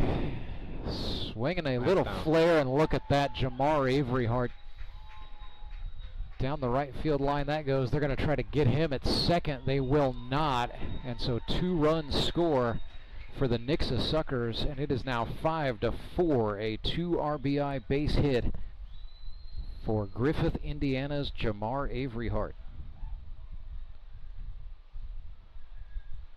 Nice poke down the right field line. Take what you get. That was taking what he gives you to the extreme, wasn't it? Outside fastball. Drive it to right field. Don't try to get fancy with it. Don't try to pull that thing. Johnny Best, nobody on, or excuse me, 2 on, 1 out. Newcomer from Bakersfield, California. Owner of the GRBL's finest mustache. It's going to be a 1-3 putout, but we are tied as Zach Young scores. It is now a 5-5 ball game. Johnny Best did the job, right? Isn't that what you guys tell the kids to do? Come on, do a job here? Yeah. Yeah, get a run, find a way, ball to the right side, whatever it takes. Find a way. It's good. I also hear a lot of high school coaches say that. Tyler, what's the least favorite thing you hear come out of a coach's mouth on a consistent basis? I don't know. Got like a no one better here, kid. I kind of hate that one, to be honest with you. I'm not so sure. I'm not saying some of them, so I don't know that I want to admit it. You can go ahead. Coaching 13U baseball in the summer, you get some of these dad coaches who are just like, elbow up. And I'm like, oh, God. It's like, clearly you got cut from your JV baseball team. So 5-5. It is a brand new game. Seth Burns has fallen behind here. 0-2 against Turner. This is grounded right side. Michael Doman up with it, and his throw to Tyler Rusk is in time. Showmen get out of the inning, but not before the Nixa Suckers do some significant damage. 5 runs go on the board in inning number 4, and it is tied 5-5. Well, you guys have been part of this before, right? We call it the big one in the GRBL. It is the inning where all the runs go on the board. Suckers just had a big one. What do you do if you're the Showman? You got to score. You got to stop the bleeding somehow. Even if it's just 1 run. Even if you just take the lead, you just send a message, we're not going away. You give up. You go 1-2-3 this inning. It gives Nixa an opportunity to come back out, score again, and kind of push the momentum in their direction. I mean, you're heading into the 5th. Who knows how things can change. You're losing your ace after the next inning, so you want to get at least 1, give yourself a lead, give a little momentum back in your direction. Going to be a new game as the kids race going on. I think we're going to have a pitching change as well for the, well, maybe not. We'll sort it out, bring it back to you in 30 seconds. Support local, give local. We hear it all the time, and when it comes to blood donation, there's an easy way to make sure your gift is being used in your community. Donors with Community Blood Center of the Ozarks provide every drop of blood, platelets, and convalescent plasma to patients in over 40 area hospitals. How do I know why that's important? Because my youngest daughter, Joselina, is alive today thanks to local blood donors. Find out how you can help at cbco.org. Local donors, local patients. That's the Community Blood Center of the Ozarks difference.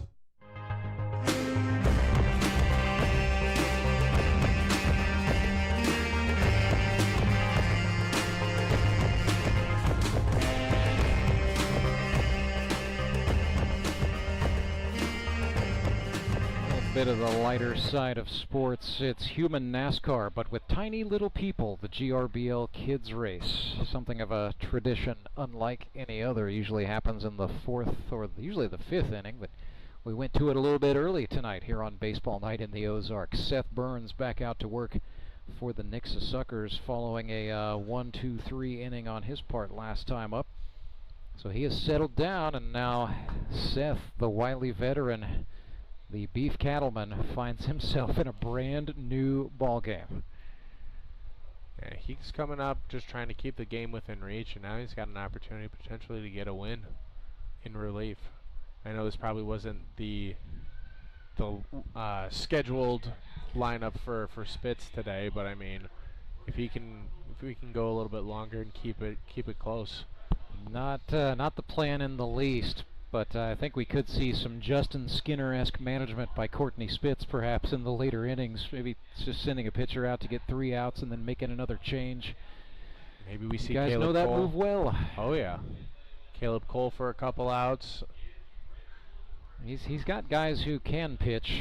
Now the question is, who is he going to trust? And I think Spitz may actually call his own number. We saw him do it in the preseason.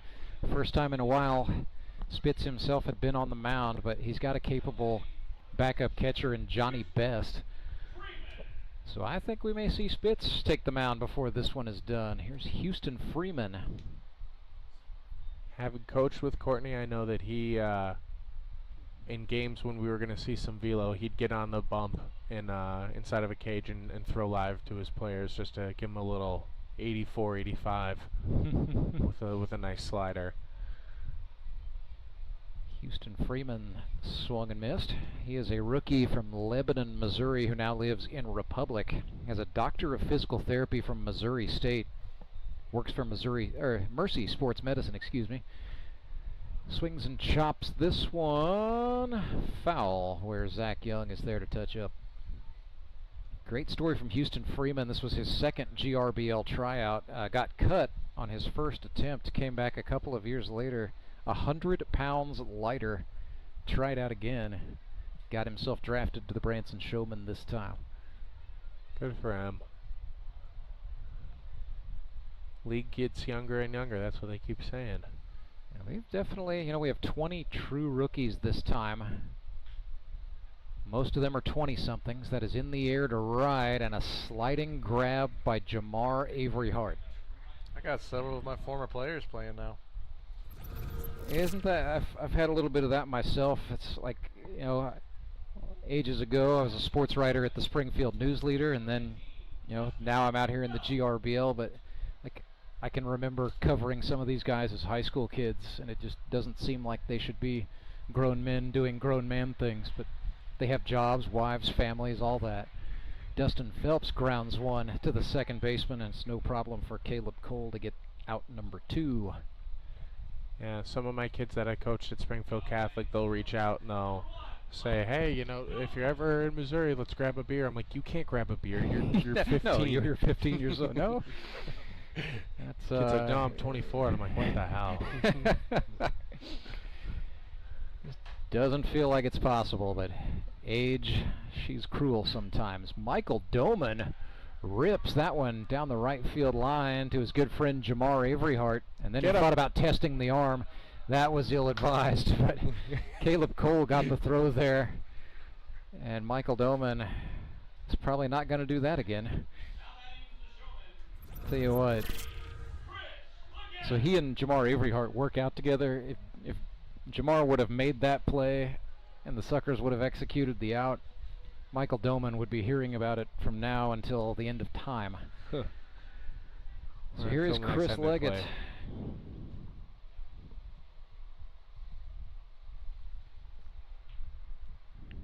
Chris drew a walk his first time up, but this is his first look at Seth Burns, sponsored by Handyman Rentals.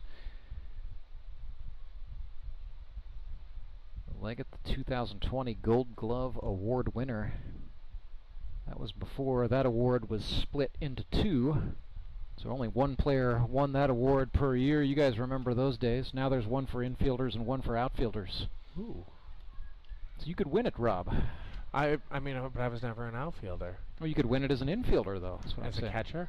A catcher has won the Gold Glove. It has been happened. 2 Cy Youngs. Should have been. ALNNL.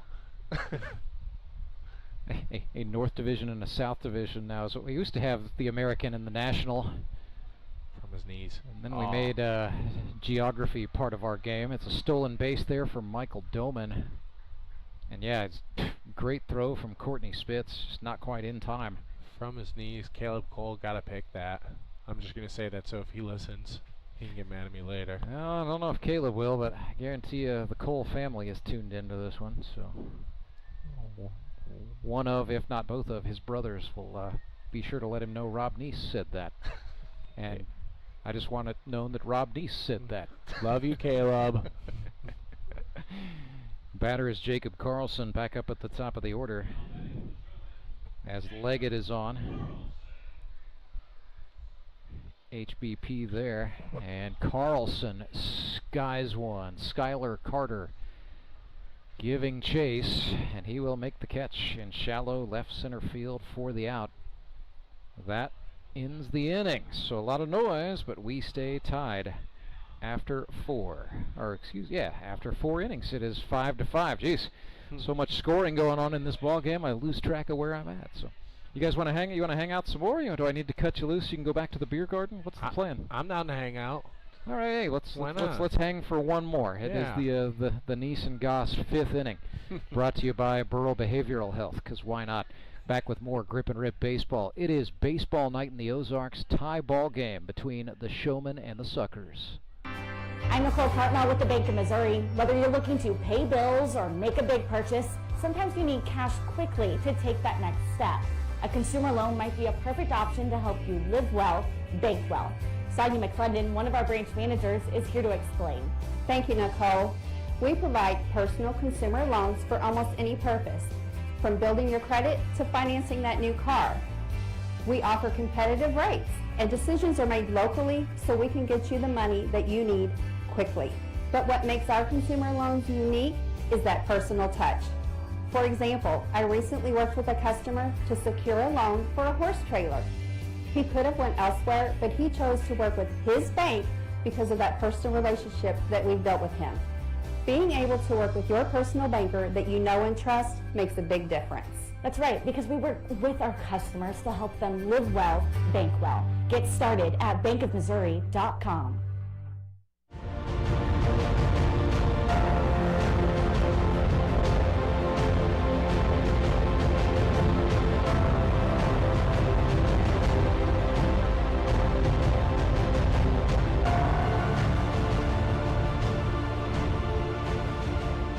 Five to 5, all knotted up. The Branson Showmen and the Nixa Suckers on baseball night in the Ozarks as we get ready to start this 5th inning. Rantzberger alongside a couple of GRBL originals, Rob Neese and Tyler Goss. Well, Rob, I would be remiss if I didn't mention this. You know, the big downside to Meadow Park is there is no giant jumbotron out in right field, so we can't show episodes of Neese's Pieces to the fans. But that was quite the pandemic project that just sort of got out of control on us. But that season of Neese's Pieces that was, man, it was entertaining stuff, and I am glad it happened. I still go back and watch a little Neese's Pieces once in a while.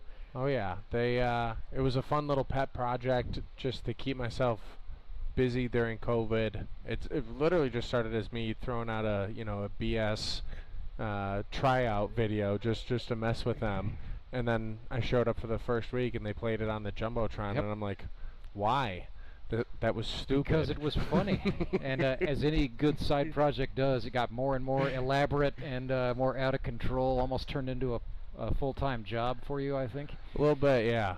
Yeah, Neese's Pieces, man. But gosh, for the real ones who were there and got to experience that, it was great stuff. So. You will, of course, you got your name on the Howard Bell Trophy a few times, but Neese's Pieces, just might be the thing that folks remember you for when season 20 rolls around. Stuck of seeing my mug recap baseball games that I watched, thankfully to you through the YouTube channel. That's how I kept up with everything. You could see it from Highway 65 back in the day. I don't know that Ozark, Missouri was ready for that much Rob Neese, but we gave it to him anyway. I don't think anybody can ever be ready for Rob Neese. You just hope you can weather the storm, don't you? 3-1 the count here to Schuyler Carter. And man, Trey Turner, I don't know if he's being pickier with Carter than he is with other hitters. Schuyler tries to sell a walk, and Brian Lozano says, I'm absolutely not buying that. Takes 4 balls to walk, Schuyler. Gotta have you. He has reached on an error and struck out. He is one of Trey Turner's 10 strikeout victims on the night. This is the 5th and final inning that Turner is eligible for the pitcher's mound, as he does indeed walk Schuyler Carter there. And that's just him showing how scared he is of the former MVP. I mean, Schuyler Carter. Third time through the order. I suspect we will see Turner go to some more off-speed stuff, so we'll see the slider. And he's got a cut change in the arsenal as well. Think Schuyler steals a base here? I mean, if I yell it out the window, he might. We'll see. Looks like just a 3-step lead. Well, let's wait and see what happens here with Caleb Cole. Yes, indeed, he does go. Fox fired down to second base, but Carter is safe. Ends up dragging the back foot. He's slow to get up. I don't know if he overslid or if he just went over part of the bag that he didn't intend to there. Yeah, don't know if he's rocking a cup right now, but he might have just, you know, went past Skid Row, if you catch my drift, as he crossed second base. I can say this. Been broadcast. This is my 8th season. I've never asked the cup or no cup question to any ball players, and I'm not going to start now. Absolutely wear a cup. 100%. You only get one of them. You got to protect it. Tips from the pros. That's Rob Neese, kids. Listen to him. Multi-time Howard Bell Trophy champ. Steerike thrown there to Caleb Cole brings us to 1-1. I got the medal to prove it.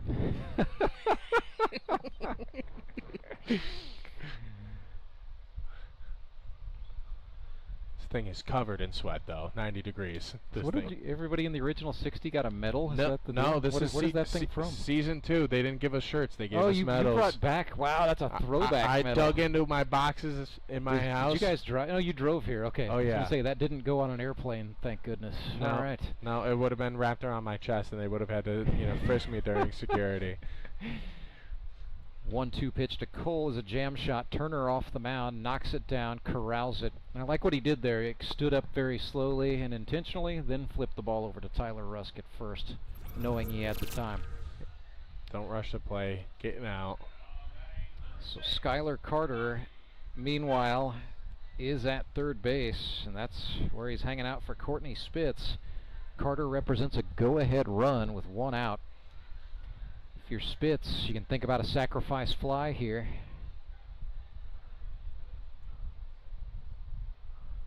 Courtney doubled his last time up. I did tell Schuyler, I said, if I was up in the booth and you're on third, I'm going to feel like Scotty Smalls and Benny the Jet Rodriguez on third, stealing home if he goes. If he does in fact steal home, I will allow you to stand up and have your moment. I want to give him that thumbs up with that weird fish hat.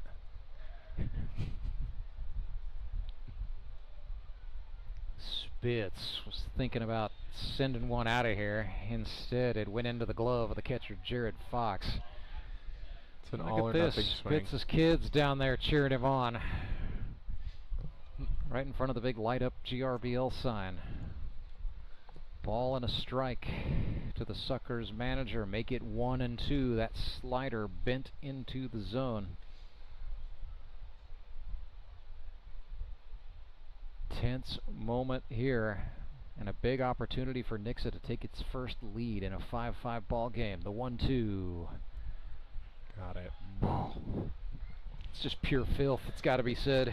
Just sitting on the outside corner, breaks in at the last second. Yeah. And that is now 11 strikeouts on the night for Trey Turner. Single game record is 13, so unless we get a dropped third strike and a safe runner and then another strikeout, Trey's not going to get it tonight. Nonetheless, Sure, he's going to look back at this one and see 5 runs on the board, and that's going to be what eats at him over the course of the week to come. Trent Simpson looked at strike 1, and yeah, we're starting to see more sliders in the diet. That was a fastball, and that was a swing and a miss. Simpson falls behind 0-2. Trey Turner trying to get a punchy to get out of this inning.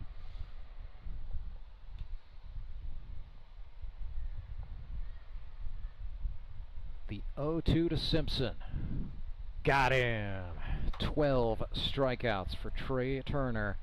His night on the pitcher's mound is done, but the game most certainly not. We will head to the bottom of the 5th. It's grip and rip baseball. Suckers and Showmen tied up at 5 apiece. Back right after this.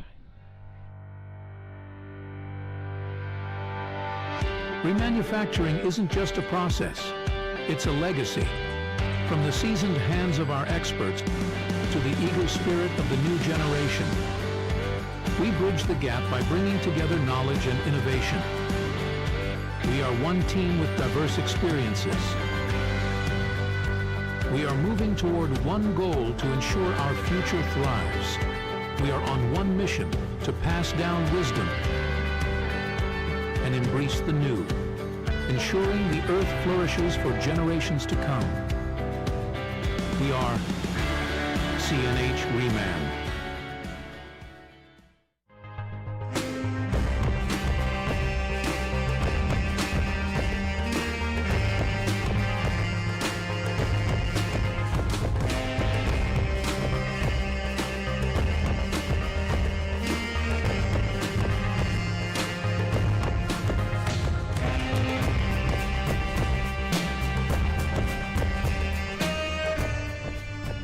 Suckers are sticking with Seth Burns with a 5-5 score here on Baseball Night in the Ozarks. So Burns came on in the 2nd, and he is now the 3+ designee for Nixa.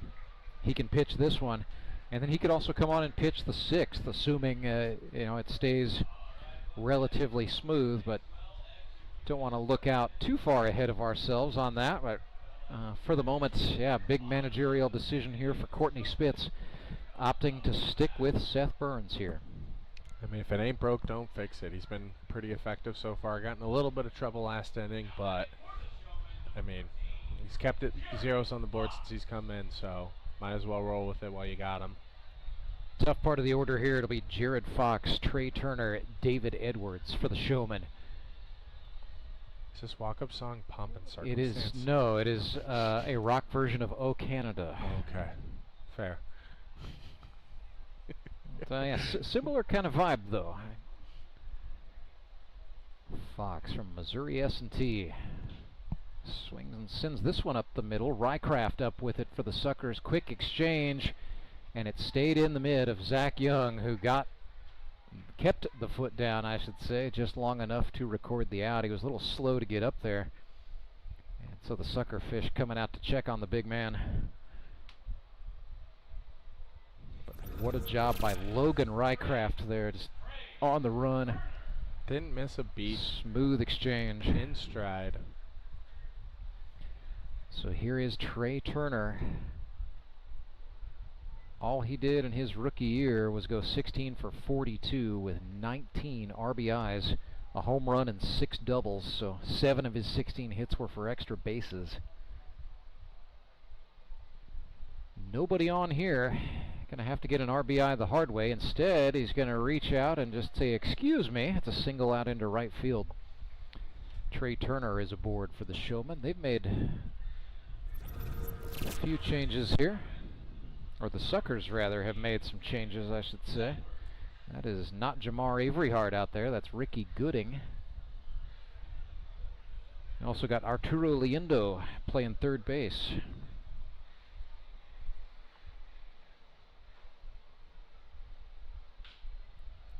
Ground ball, hot shot right back up the middle into center field. And look at the wheels on Trey Turner going first to third. I was about to say, don't test Schuyler Carter's arm. Then he threw it wide, you bum. give him the business later. So first and third, that is a tying run in Trey Turner, or the go-ahead run rather. Edwards represents an insurance run.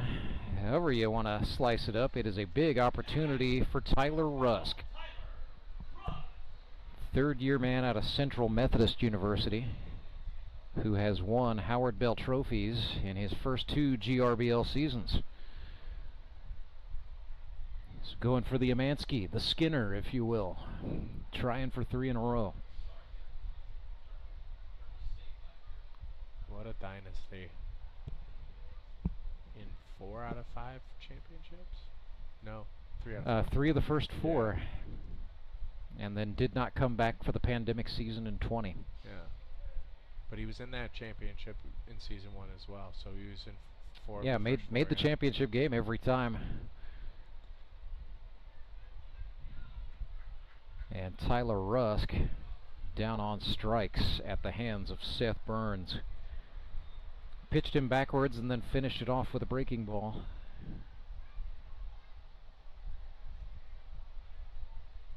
Batter is Cooper Kiesling, rookie out of Conway, Missouri. Stands in the left-handed batter's box, 2 outs. Burns misses high.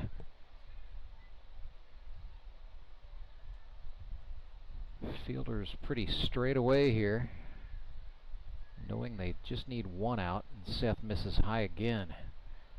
Caleb Cole's playing a little deep. Oh, that's kind of become his MO as he has aged. He likes to play with the heels on the grass. And he's full on almost in the grass now. But he does like it to take a big prep step and come in on a ball. And you know what, I've asked him about that, and what he said is, I just like to keep the ball in front of me. He said, I am a stronger fielder when I'm running forward. It's just it's kind of a matter of personal preference, and he trusts himself to have the range and the arm to compensate for playing back there. And he is quick.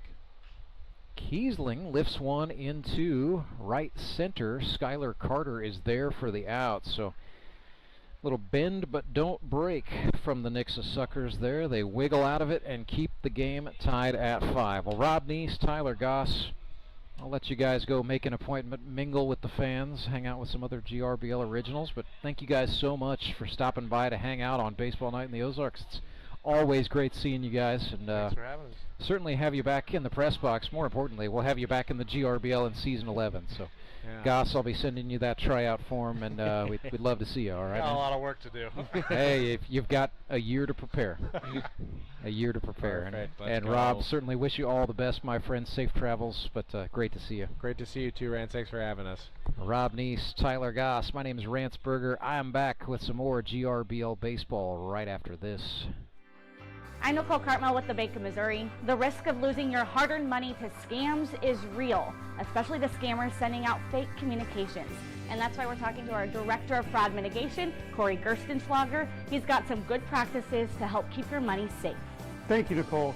Yes, often we're seeing that people are being contacted by scammers through text message, phone calls, or emails, posing as legitimate companies or even your bank, trying to persuade you into providing sensitive information like passwords and things of that nature, sometimes even asking you to send them money.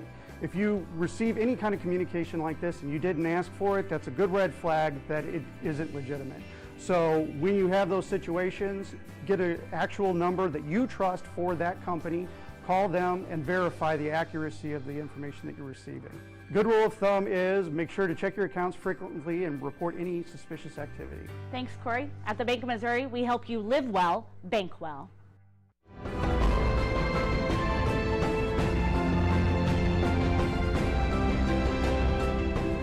So Henry's towing pitching change for the Branson Showmen. Trey Turner hit the limit, struck out 12 batters. And he has thrown the maximum allotted 5 innings, so he will make the move over to third base. And Cooper Kiesling, the left-hander from Conway, Missouri, is on, making his GRBL debut tonight. He's a mechanic by trade, left-hander with good command, and he does well to get hitters off balance.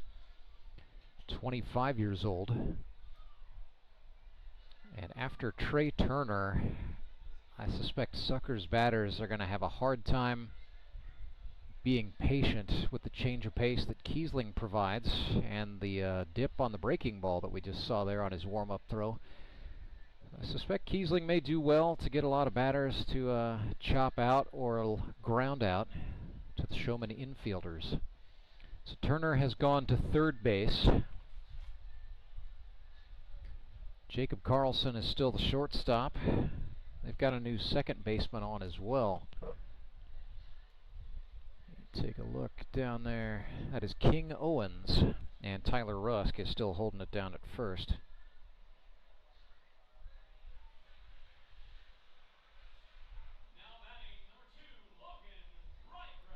Logan Rycraft comes up for the Suckers. Corresponding move in the outfield, Michael Doman has gone from second base to left field. Looks like it is still Chris Leggett in center. And it is, I believe that's Justin Lowden out there in right. Yes, indeed, Fruit Snacks.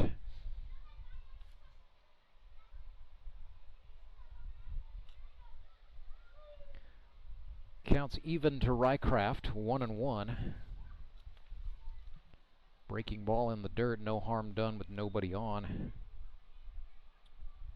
Logan 0 for 2 tonight with a strikeout. He reached on an error in the fourth. He's trying to go back and reconstruct the Trey Turner inning, in which the Suckers hung 5 runs on the board, but a couple of hits, a couple of errors. Going to be tough to assign earned and not earned there. We will endeavor to figure that out for you before the night is done. So Rycraft chopped that one foul, and the count is now full. 3 balls and 2 strikes. Tie ball game 5-5. Nothing happening to speak of in the Nixa Suckers pen, leading me to believe Seth Burns has got one more inning in this one as a grounder to the shortstop. Karlson backhanded it, hopped the throw. Tyler Rusk had to pick it, but he held on, and they get Rycraft by a step. So 1 down here to start the 6th. On the 6-3, it's going to bring up Zach Young, who is 0 for 1 tonight, a strikeout and a walk.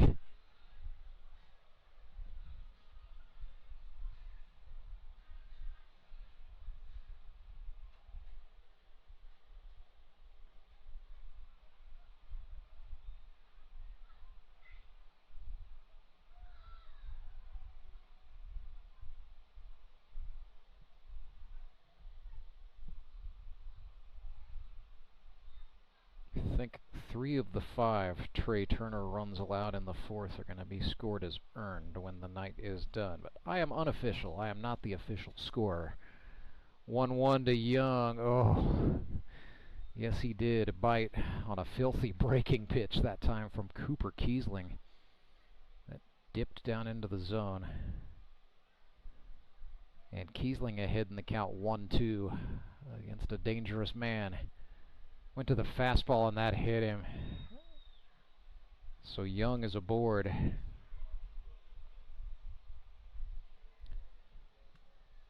So Cooper Kiesling goes from the driver's seat to plunking a man on.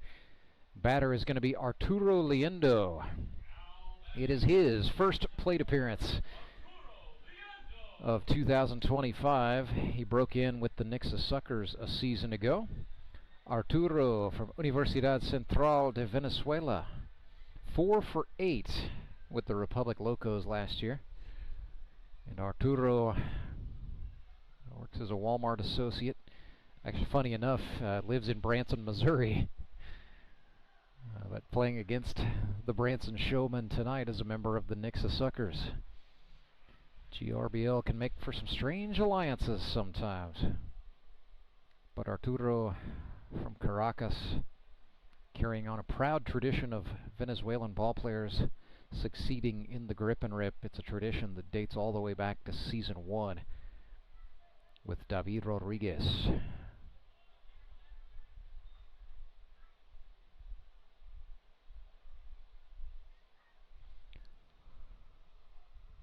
So 2-0 here for Arturo, who has impressed thus far. Had a very good tryout. Really just, I can't really put my finger on what it is. It's just like everything looks a little sharper. Feels like he's coming into the game with just a little bit more confidence. Got a taste of what the league was about last season and showed up just looking ready to go.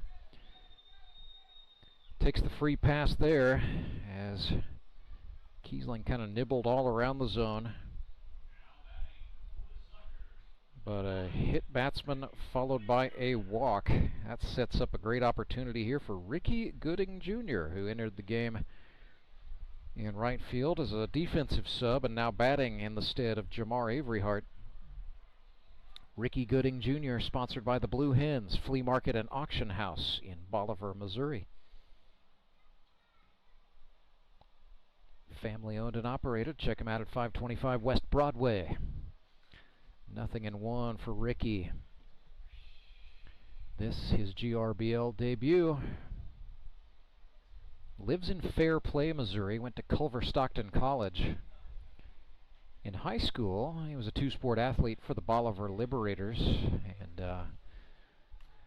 definitely passes the eye test, looks the part of the athlete, describes himself baseball-wise as a super utility guy. Cooper Kiesling threw a fastball in the zone for a strike, and it is 0-2. So a couple of GRBL rookies going at it here. Cooper Kiesling for the Showmen, Ricky Gooding Jr. for the Suckers.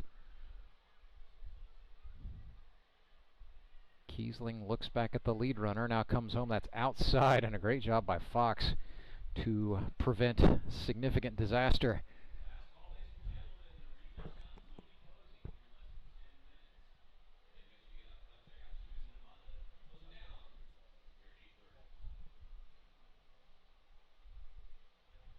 Temperature starting to drop down in the 80s as the sun goes down here in Springfield, Missouri, turning into a very nice night to see a ball game. Counts 2-2. Wind is still blowing across the diamond, about 8 or 9 miles per hour. 5-5 ball game, a 2-2 count to Ricky Gooding Jr. Swung on and touched it foul. And Jared Fox frustrated that he didn't haul that one into the mitt for the out.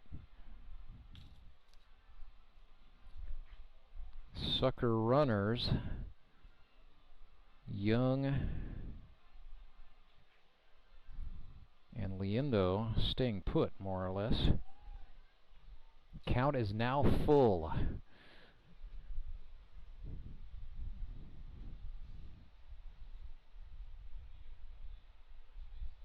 3-2, 1 out, 2 men on, payoff pitch from Kiesling. Walked him. Back-to-back walks. Cooper Kiesling just got to settle in here. Facing Johnny Best. He is the extra hitter for the Fish. May come on to do some catching before this one is over, but right now he's thinking about the golden opportunity with the bases loaded. Grounder to third.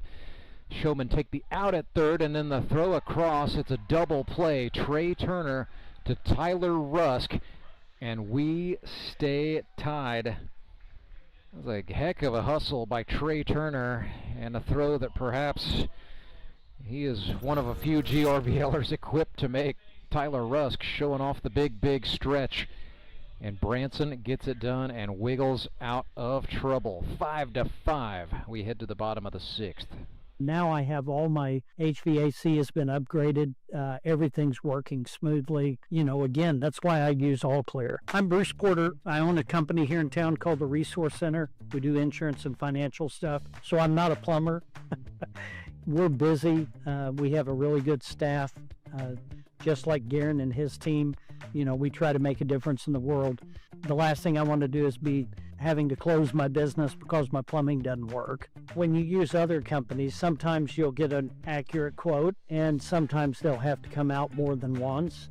And then it seems like you're always paying for this, that, or the other. So when you have somebody you can trust that's going to take care of your units or fix your plumbing when it's down, that's why I use them, because I can call them and they'll fix it. And I never have to worry about pricing. I never have to worry about what if I need them to come back. They've always been willing to come right back out and make sure it's right. We called all clear. I'm glad we did.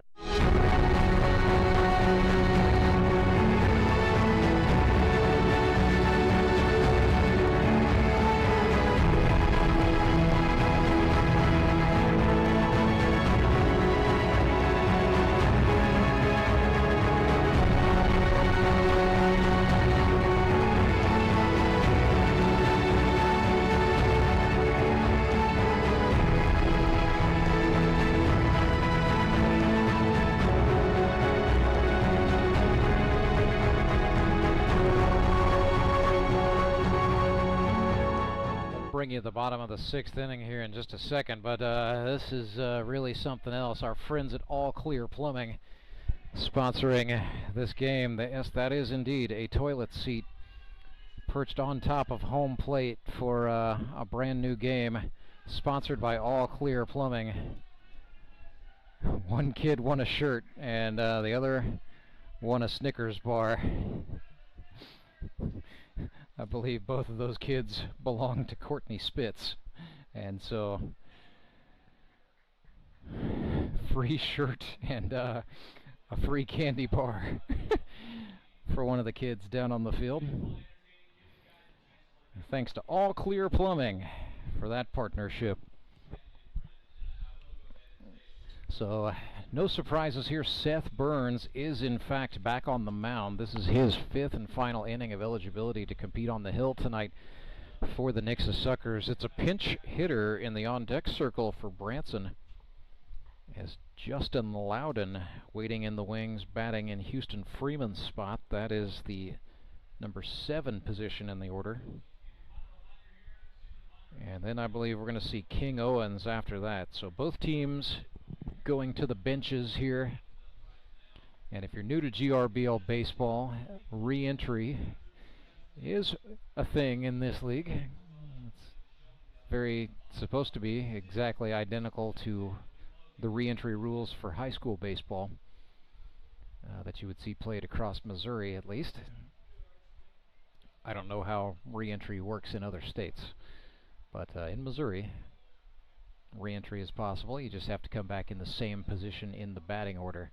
So Justin Lowden will get his first cuts of 2025.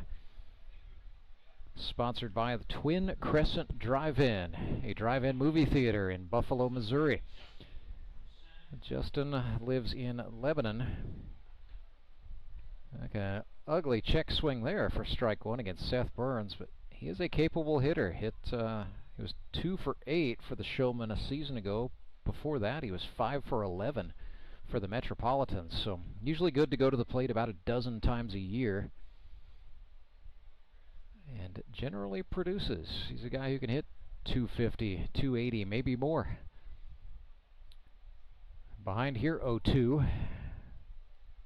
Seth Burns going right at him. There's a breaking ball up and in. Now we're back to 1-2.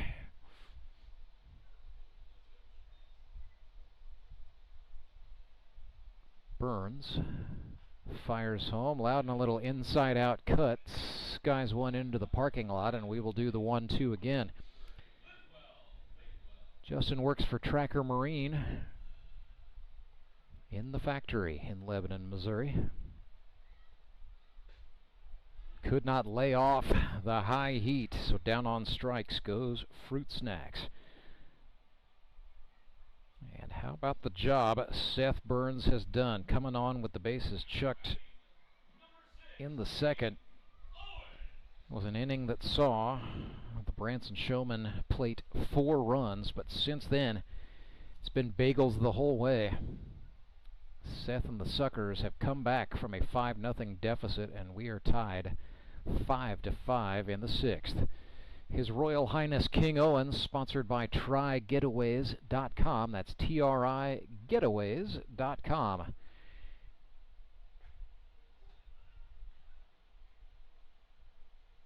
King 2 for 8 at the plate for the Mountain Ducks a season ago. That predominantly saw him used as a relief pitcher. Could still be used as a relief pitcher in this one. Not exactly sure what the plan is for Jacob Karlson's bunch. Whether Lowden or Owens or someone else is going to be the next man up. Owens has worked this one 3-1.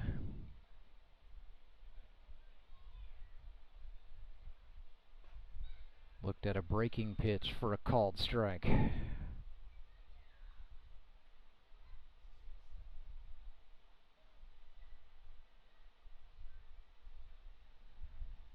And ball 4 got by Courtney Spitz, but no matter. So Owens gets the best of his former teammate from way back on the 2020 Moon City Mavericks. And he is on for Michael Doman. Doman the Showman is 1 for 1 tonight with a single and a walk.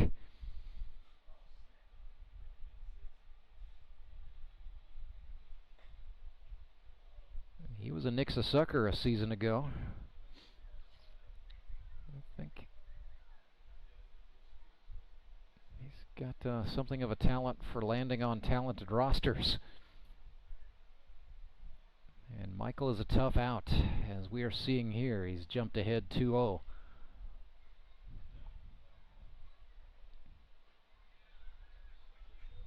Moves around a lot in that left-handed batter's box, does Doman. Sometimes give pitchers fits, trying to figure out where the zone is. That sounded like a broken bat. It is sliced into play, and what a job Seth Burns, a diving catch. And they will turn that into a double play as King Owens took off thinking for sure that was going to come down. Instead, Seth Burns, a sliding catch. Then he recovered on an exchange, and then he made the double play throw over to first in time. A 1-3 double play. And that will end Seth Burns' night on the pitcher's mound. Lots of baseball left to play as we head to the stretch inning, tied 5-5. Going to be some managerial decisions to be made before this one is done. We're back with more right after this. The Fuel Forward app is a go. Fuel Forward provides quick and secure payments and everyday savings on fuel at your local Rapid Roberts to keep you moving forward. Download today and save up to 20 cents per gallon on your first fill-up. Then save 5 cents per gallon every fill-up after that. Driving just got a whole lot better thanks to the Fuel Forward app at your local Rapid Roberts.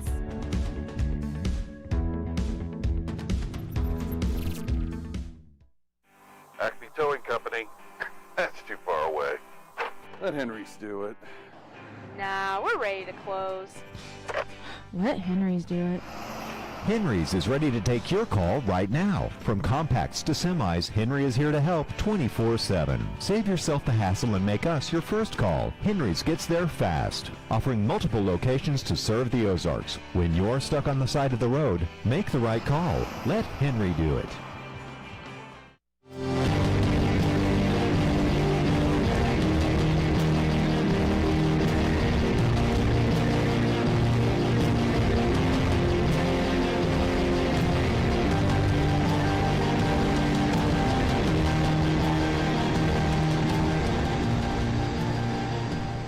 Kiesling back on for the Branson Showmen, going through his warm-up throws as we get ready to start the 7th inning. It is all knotted up. This one has been wild. It started out with the Branson Showmen scoring 1 in the first on a sacrifice fly by David Edwards. Then they took advantage of a couple of hit-by pitches, a walk, another walk to Chris Leggett that made it 2-0. And then the runs flew in. Jacob Karlson had a sacrifice fly. Jared Fox Had a sac fly that ended up bringing 2 runs across, and it was 5-0. Looked like Branson was just going to run away with this thing, but the Nixa Suckers gamely battled back with a monster 4th inning. An infield single by Caleb Cole, a double from Courtney Spitz. Back-to-back errors made it 5-2. A couple batters later, Jamar Averyhart hit a 2 RBI double down the right field line. And then Johnny Best grounded out to the pitcher, and that plated a run from third base. We're all knotted up, and that is how it has been since the 4th. We saw a scoreless 5th and a scoreless 6th. So credit Seth Burns for the Nixa Suckers, Trey Turner and Cooper Kiesling for the Branson Showmen for settling down.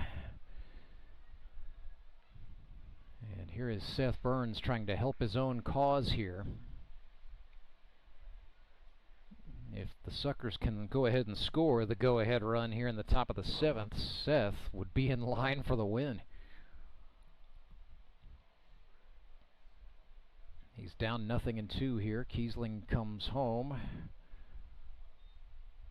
Good little battle here. Cooper Kiesling from Conway. Seth Burns went to high school at Stoutland, so familiar foes geographically speaking. On the Missouri high school baseball scene, Seth swung at a drop strike 3, but Jared Fox up with it. His throw down the line in time. And man, you hear the crowd applauding. We've got a good crowd on hand tonight, and as this game gets more and more tense, even the routine plays are starting to draw more and more applause.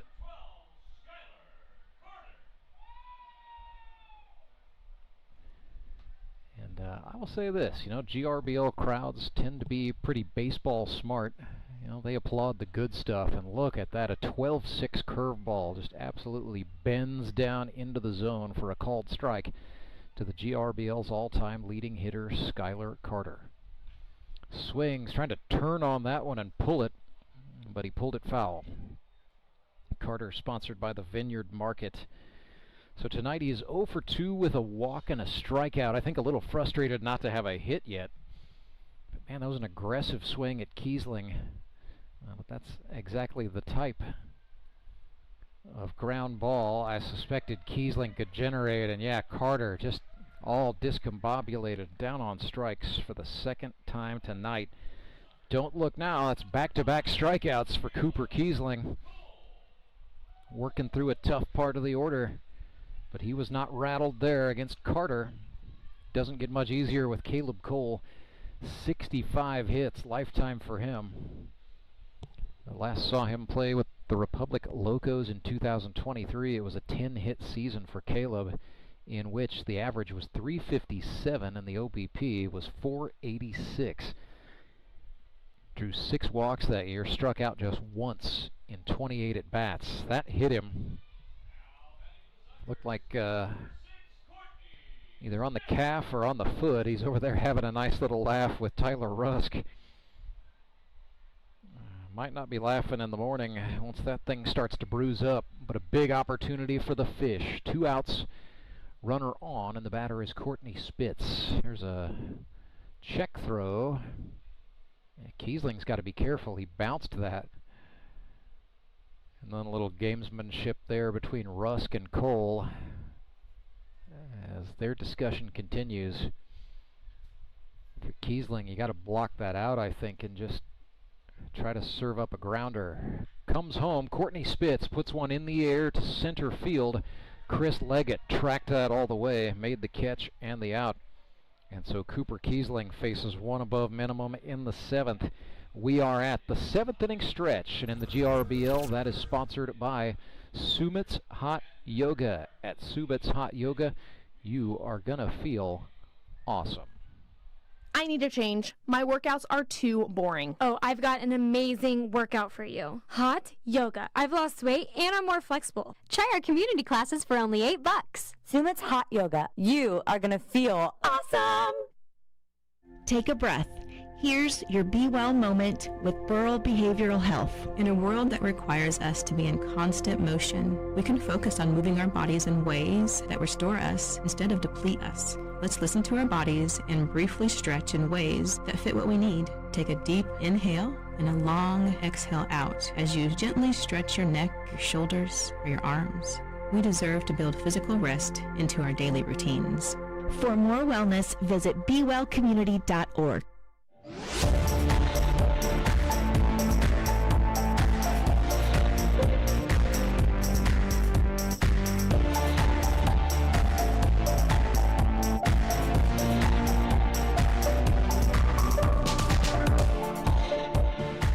So Henry's towing pitching change for the Nixa Suckers. They call on the rookie from Bolivar, Missouri, Ricky Gooding Jr. Side Armor, sponsored by the Blue Hens Flea Market and Auction House, located in Bolivar, Missouri.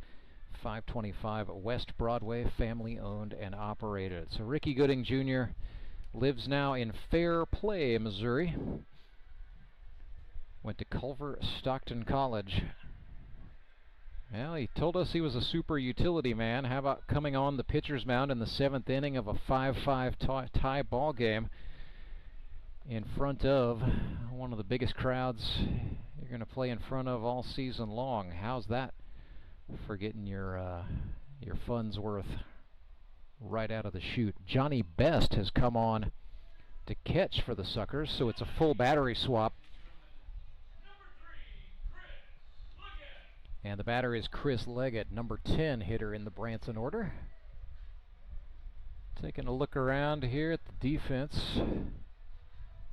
Everything else stays the same for the Suckers. It's Liendo at third, Rycraft at shortstop, Cole at second base, and Zach Young, the first baseman.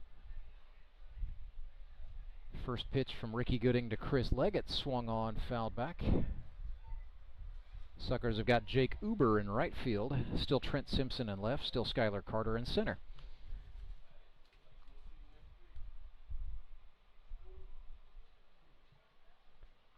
Leggett swings and fouls that one. He is sponsored by Handyman Rentals in Nixa, Missouri. Down 0-2. Handyman, longtime player sponsor for Chris, and we're certainly grateful to them. Being supporters of the Grip and Rip Baseball League and supporters of Chris Leggett's all this time.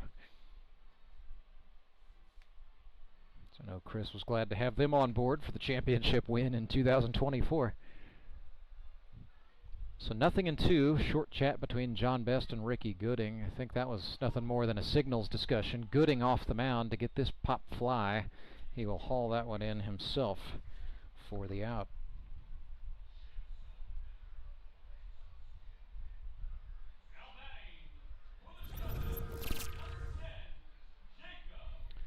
Back to the top of the order goes Branson, and this is Jacob Karlson. The mountain Ricky Gooding must climb just got taller. Jacob, after 6 seasons, 67 hits. Whew. Gooding threw a fastball with some run to it, ball one. Karlson for the career, 44 RBIs.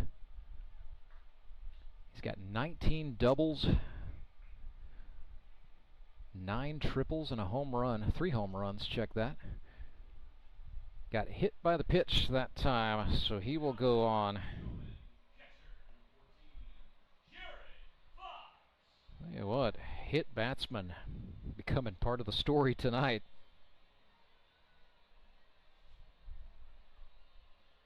This is the 5th time that a Branson batter has been plunked. And now Karlson, always a threat to steal, is on for Jared Fox, who's always a threat to make a clutch base hit.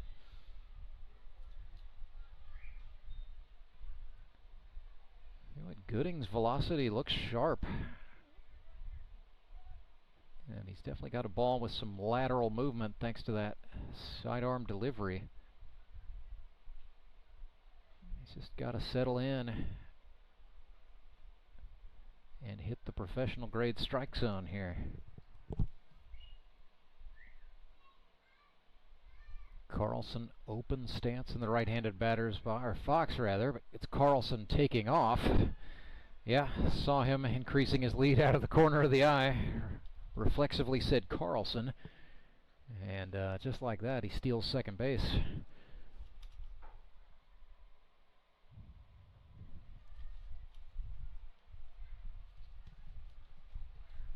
One to Jared Fox. Little jam shot, right side Caleb Cole. Only play he had was to the first baseman Zach Young, and so he made it for the second out. So the go-ahead run is at third with 2 gone. This is the guy you'll want up right here. This is Trey Turner.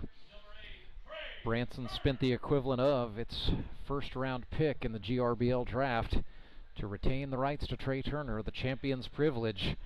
And it is an intentional walk to Turner. So first and third for David Edwards.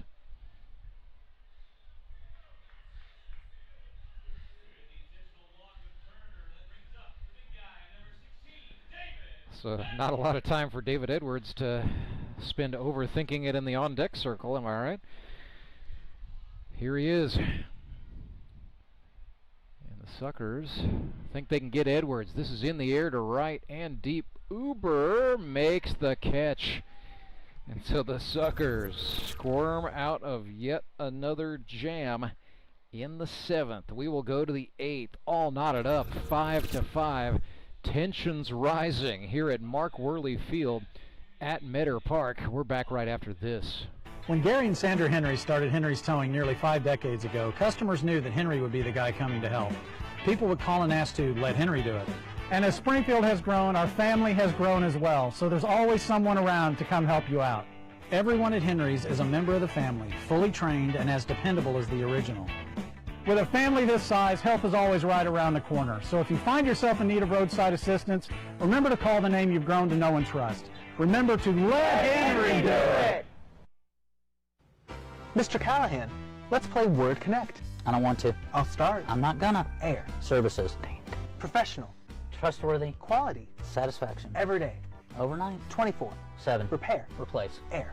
Water. Heating. Cooling. VIP. Membership. Okay, that's good. Okay, that's bad. Stop. Go. Jimmy! Mr. Callahan! Fired.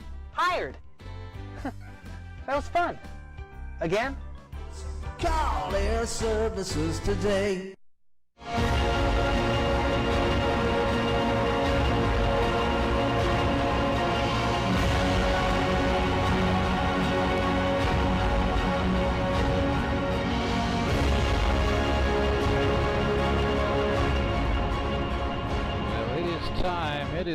It is snack time. A Henry's Towing pitching change brings on Justin Fruit Snacks Lowden for the Branson Showmen. And here's a little trivia for you folks at home.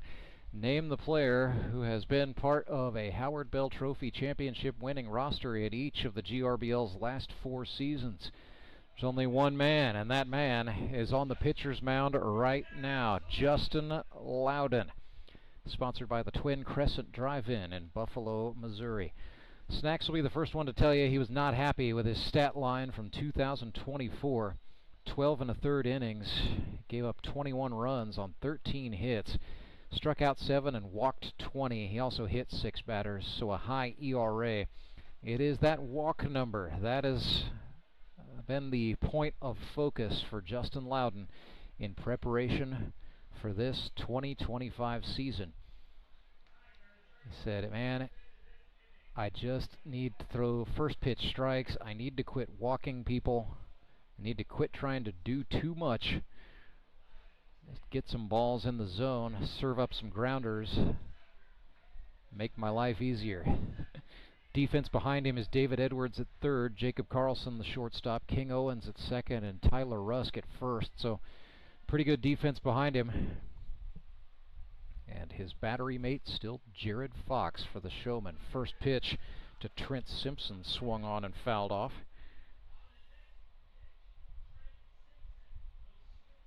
Trent tonight 0 for 3 with a couple of strikeouts. A very non-Simpson-like performance against Showman pitching.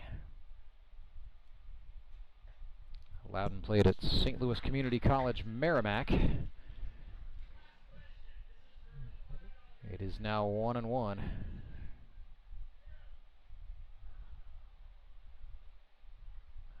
kicks and deals. Wanted the high heat, did not get the call from the plate umpire Brian Lozano, and so it is 2-1.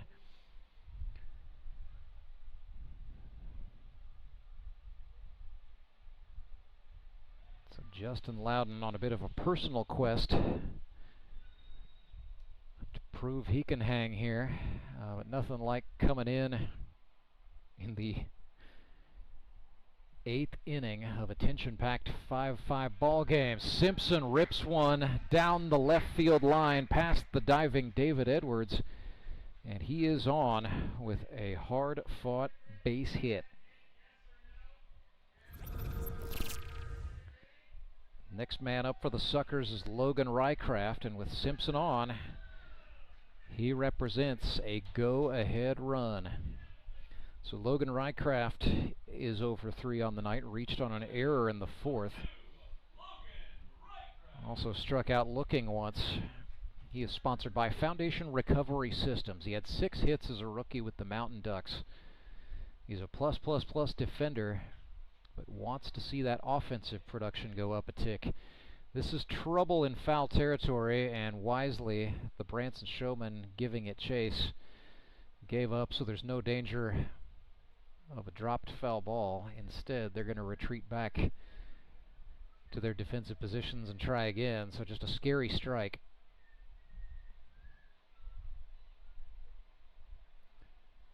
Looking out in that outfield, Cooper Kiesling has gone to right, so that was just a straight-up swap there. Lowden coming in to pitch. Kiesling goes out to right. It is still Leggett in center and Michael Doman in left.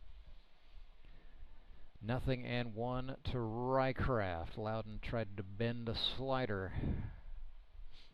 Not quite enough to make the full 60 feet 6 inches there, and Logan did not swing over the top, so it's 1-1.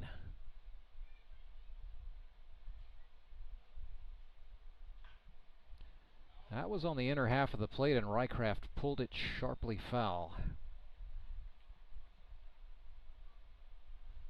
So a 1-2 count.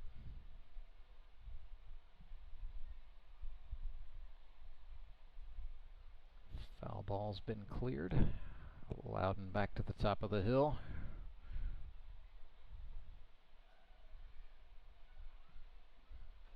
Has what he wants from Jared Fox. Comes set from the chest. Misses inside. We're back even 2-2. It's Logan Rycraft from Mount Vernon, Missouri.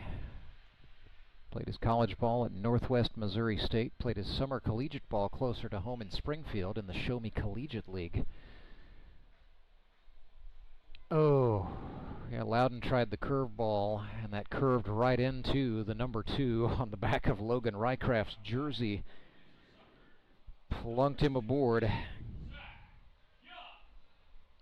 So now the assignment gets tougher. A runner moves into scoring position in a 5-5 game. Zach Young comes to the dish for the Nixa Suckers. Well, folks, if it's your first time watching baseball in a long time, welcome back. And welcome to what has turned into a pretty good baseball game. 5-5 in the 8th. Showmen and Suckers. Somebody's got to win this thing. Both these teams return to action Sunday, August 17th, right here at Meadow Park and right here on the GRBL YouTube channel. Showmen are in action at noon against the Ozark Mountain Ducks. Suckers play at 3 against the Republic Locos. Our baseball night in the Ozarks game scheduled to start at 6 p.m. Springfield Metropolitans at 0-1, taking on the 1-0 Moon City Mavericks.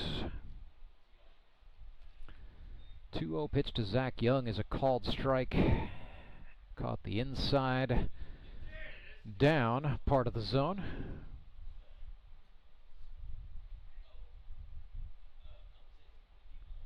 Showman infielders playing with some double play depth. David Edwards, the third baseman, playing Young to pull. Outfielders also shaded that way. He's got a lot of room to work with in right center. Not going to use it. Instead, he's going to draw the walk. So the free pass. First one of those for Lowden tonight, but it comes at a very inopportune moment. It loads the bases.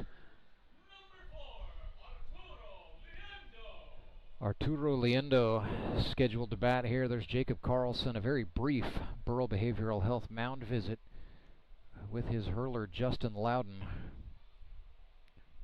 before he gets back up there to face Arturo Liendo.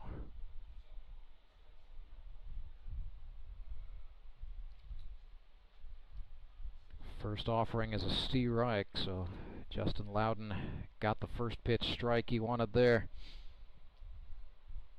Liendo drew a walk his first time up. Nothing for nothing on the night. Swings and pokes this one to the shortstop. Karlson will get one. They throw to first to get two. It's a double play, but it does plate Trent Simpson. It is now 6-5, and the Suckers have got the lead after the double play.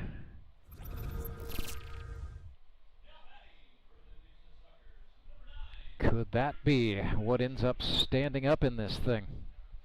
6-5 is our score. Nixa jumps into the lead. 2 outs and a runner at third. It's a bouncer. And yeah, Logan Rycraft, that runner at third, is a lot to contend with. He is going to do his best to be as pesky as possible. Trying to get into Justin Lowden's line of vision. And more importantly, into his dome.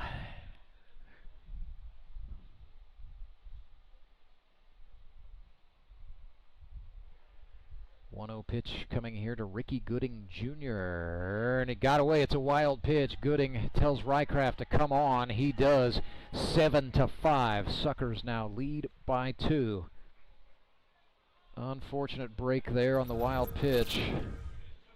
But Logan Rycraft did well to capitalize. That's got to be said. And it's hard to believe Nixa trailed 5-0 at one point in this ball game. They have now scored 7 unanswered runs to lead 7-5. Sheets are now clean for Ricky Gooding Jr. with 2 outs. It's a 2-0 count. He could keep it going. Swings and grounds this one. Left side to the third baseman. David Edwards can't find the handles, and Gooding is safe. And so the inning continues for the Fish.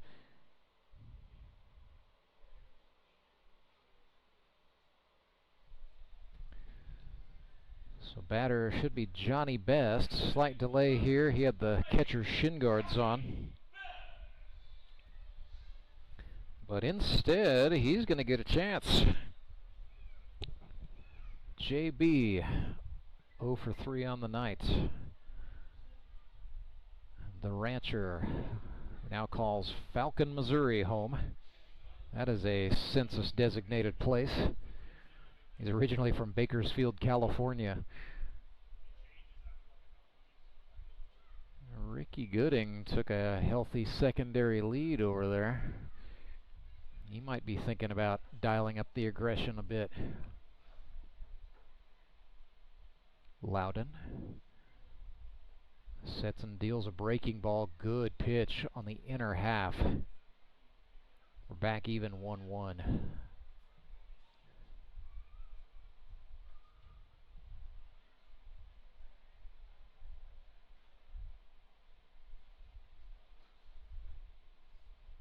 Yes, indeed he did. Got Johnny Best to go downstairs at a low fastball, so it is now 1-2. Fruit Snacks could throw a go-home pitch here, giving the Showmen an opportunity to regroup.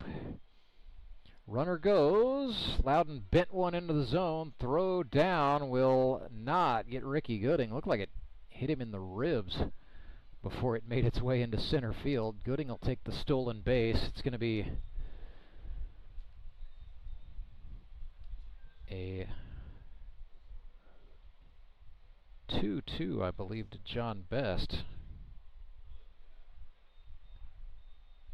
There we go. Deuce is wild. 2 balls, 2 strikes, 2 outs. Loudon comes home, swinging a grounder to the shortstop. Karlson secures the exchange, throws across to Tyler Rusk in time, and the Showmen get out of the inning, but not before the Nixa Suckers score 2. For the first time, they lead the ball game here in the 8th inning, coming back from a 5-0 deficit. Did it on a single by Trent Simpson, a hit by pitch, a walk, and then a grounder into a double play. But that allowed Trent Simpson to score what is presently the go-ahead run. Bottom of the 8th inning is coming up right after this. It is the Grip and Rip Baseball League, live and free on our YouTube channel all season long.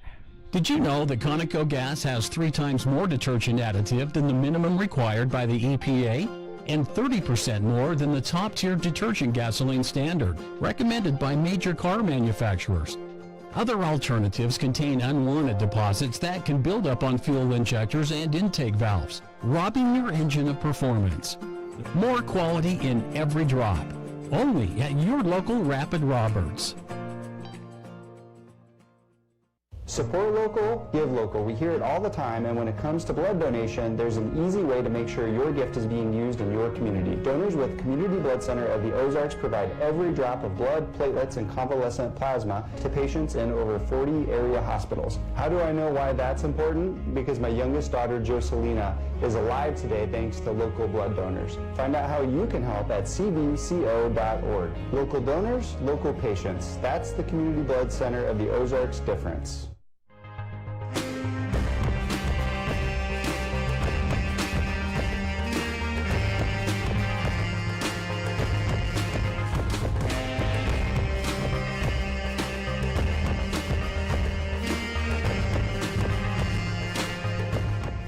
Bottom of the 8th, 7-5 is the score. Nixa Suckers now lead the Branson Showmen for the first time all night.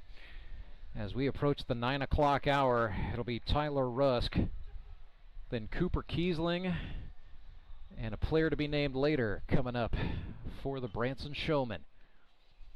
Ricky Gooding's first pitch to Tyler Rusk is wild, but with nobody on, nothing more than ball 1.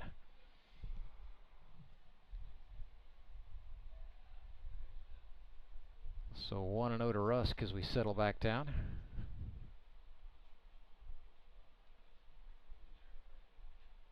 T. Rusk watched that one trail inside, and he's ahead in the count 2-0. Kind of having to give the stay within yourself speech from upstairs quite a bit tonight, but that's definitely the mission at hand for Ricky Gooding, the Suckers pitcher, as Tyler Rusk turns on one and slaps it foul.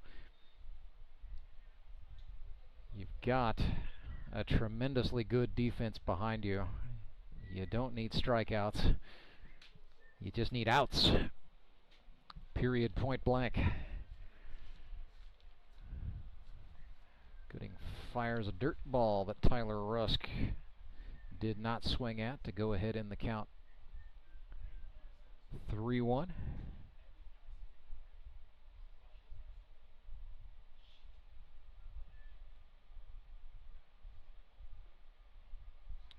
And that is a walk, so Rusk is aboard. First time he's been on tonight. Comes at a good time for the Showmen.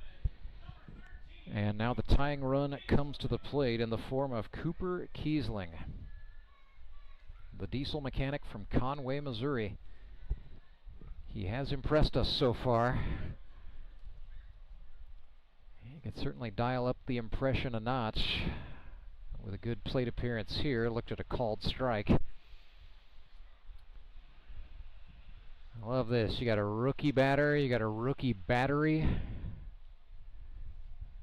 on a baseball night in the Ozarks game that has been terrific. Grounder to the shortstop. That's not a rookie. That is Hall of Famer Caleb Cole making the play over there. I don't know how much second base Caleb ever played in his career, but he seems to be taking to it just like a duck to water. Does advance Tyler Rusk into scoring position, creating an opportunity for Justin Lowden to help his own cause. So Lowden still representing a game-tying run for the Showmen here in the bottom of the 8th. 7-5, the advantage for the Suckers. Gooding started off a fastball and wanted some clarification. Yes, inside is what Brian Lozano said. Before I lose track of it, I just want to say, man, how about the job by Brian Lozano? He was not scheduled to umpire today. Got called here to Meadow Park mid-game as one of the umpires from our noon game exited with symptoms of heat-related illness. So Brian Lozano pulled out of a Mid-America Umpires Union Hall of Fame banquet, showed up with the gear, put it on, was the field umpire for part of the second game at 3 o'clock, and now he is on a day where he was not scheduled to work. He is behind the plate for an absolute barn burner. And that's why we like Brian Lozano. Let the record reflect. He is a gamer. Lowden swung and missed. That's just strike one. That's certainly appreciative, and his partner for this one putting in a yeoman's effort as well, it must be said. That is Ryan Cargyle down there. He has worked all 3 games today, and he's got to drive back home to Joplin, Missouri when this one is done. So 2-2 to Lowden with 1 out, and a runner at third now is Rusk.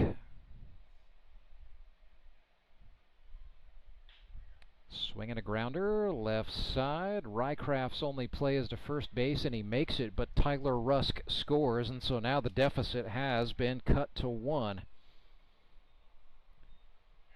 7-6 is our score. Nobody on, 2 out. King Owens not looking to do too much, but certainly looking to extend this inning. Sponsored by TryGetaways.com. That's T-R-I Getaways. Swings and golfs this one foul. That ended up in the net, so it does not exit the field of play.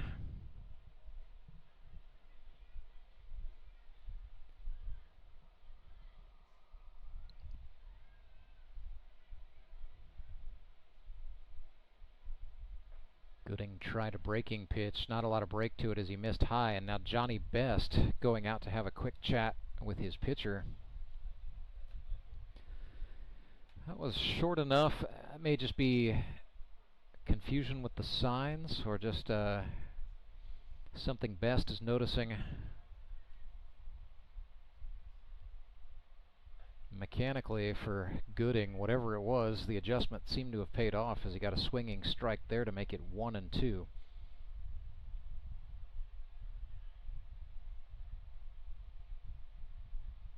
Now Gooding steps. Now he's back on the rubber. Rocks and deals, 1-2 pitch, swung on. Yeah, the adjustment seems to work. That is a strikeout. So down goes Owens, and off we go to the 9th inning. I got a feeling the Godfather's going to join me for that one. Stick around. It is 7-6. Nixa Suckers in the lead, trying to close it out. Back with more right after this. I'm Nicole Cartmel with the Bank of Missouri. Whether you're looking to pay bills or make a big purchase, sometimes you need cash quickly to take that next step. A consumer loan might be a perfect option to help you live well, bank well. Sonia McClendon, one of our branch managers, is here to explain. Thank you, Nicole. We provide personal consumer loans for almost any purpose, from building your credit to financing that new car. We offer competitive rates, and decisions are made locally so we can get you the money that you need quickly. But what makes our consumer loans unique is that personal touch. For example, I recently worked with a customer to secure a loan for a horse trailer. He could have went elsewhere, but he chose to work with his bank because of that personal relationship that we've built with him. Being able to work with your personal banker that you know and trust makes a big difference. That's right, because we work with our customers to help them live well, bank well. Get started at bankofmissouri.com.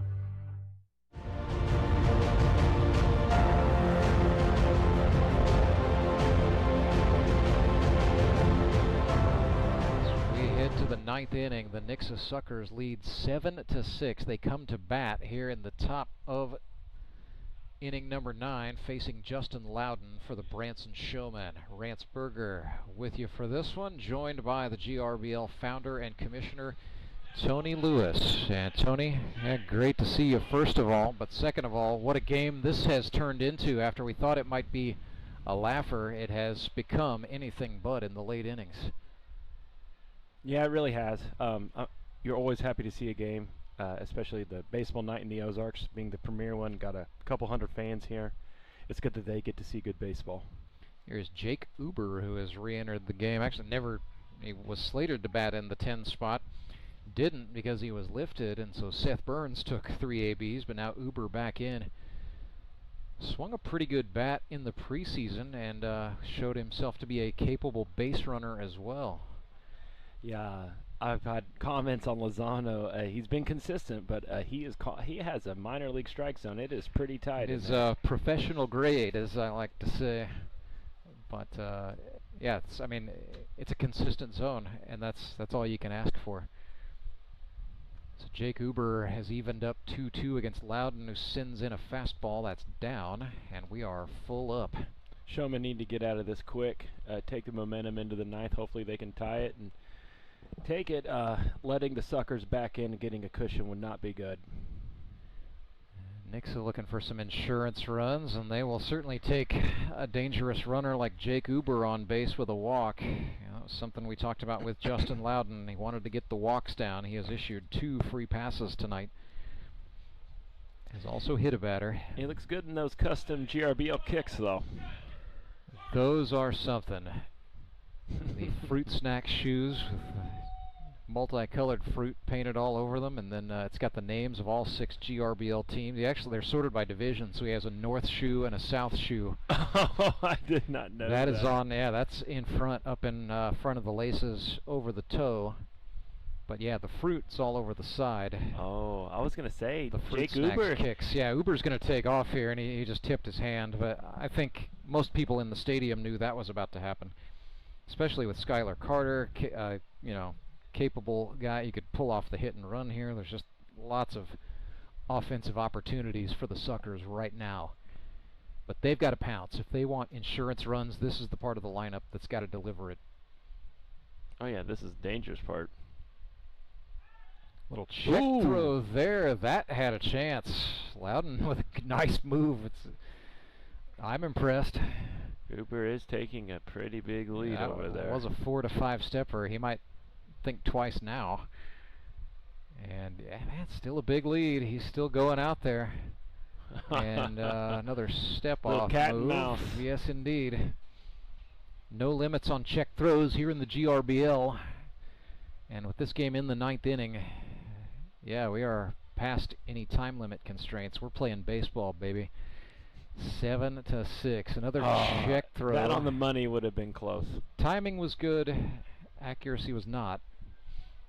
Tyler Rusk hung on. Oh, look at Jake. He must have been a base runner in high school. Definitely looking the part. Played for the Nixa Eagles.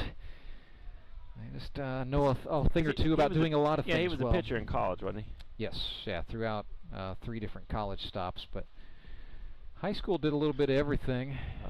Foul ball. Carter fouled one off his foot.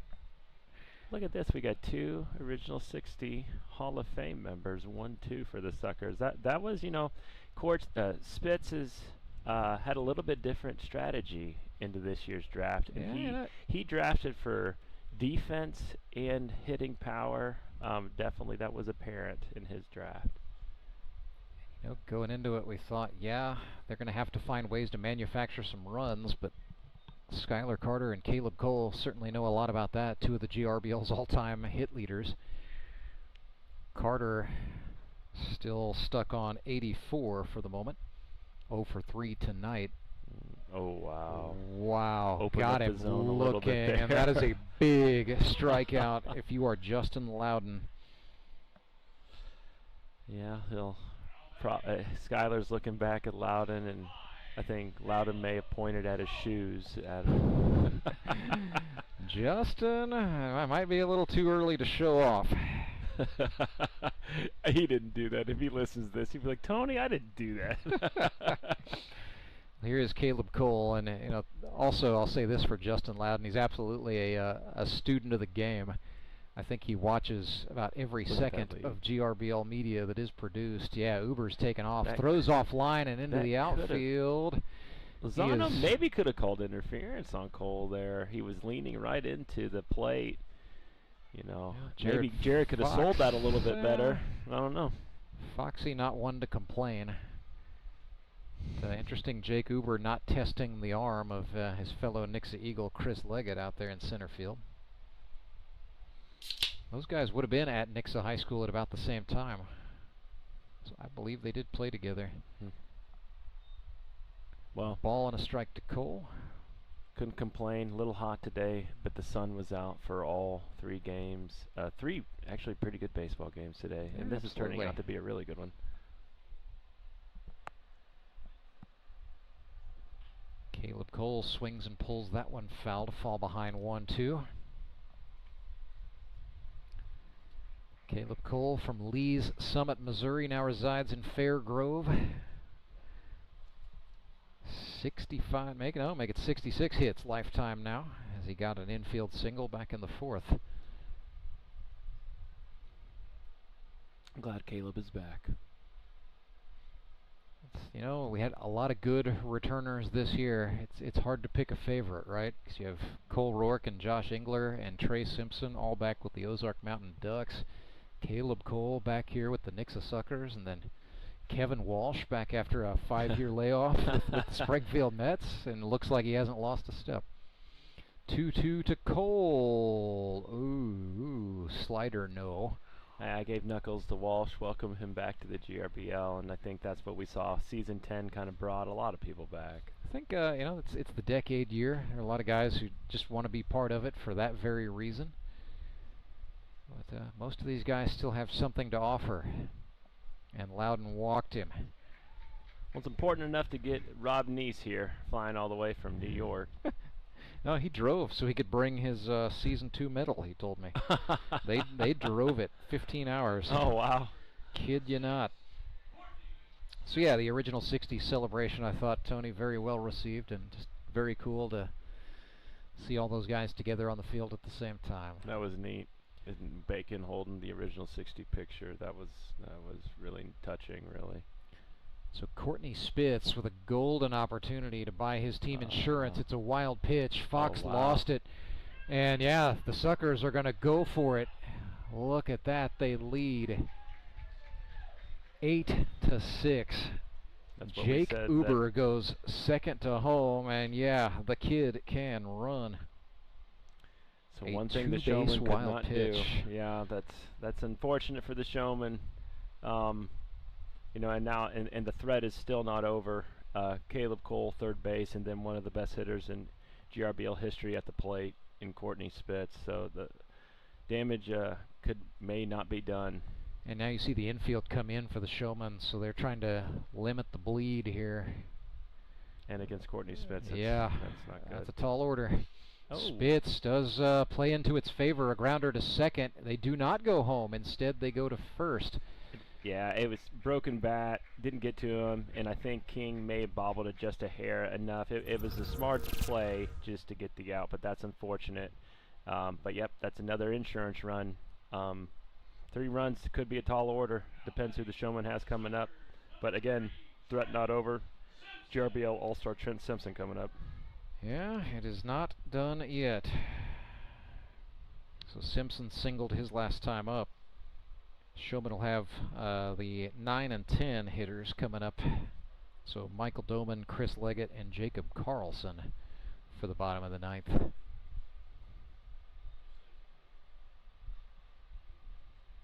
Certainly not bad to be at the wraparound, and I mean that's why you bat a guy like Chris Leggett in that 10 spot. But first order of business is just get off the field and get out of this inning. Give your guys a chance right now. I mean, Justin Lowden is not having the night he wanted to have, most certainly. It's 2-0.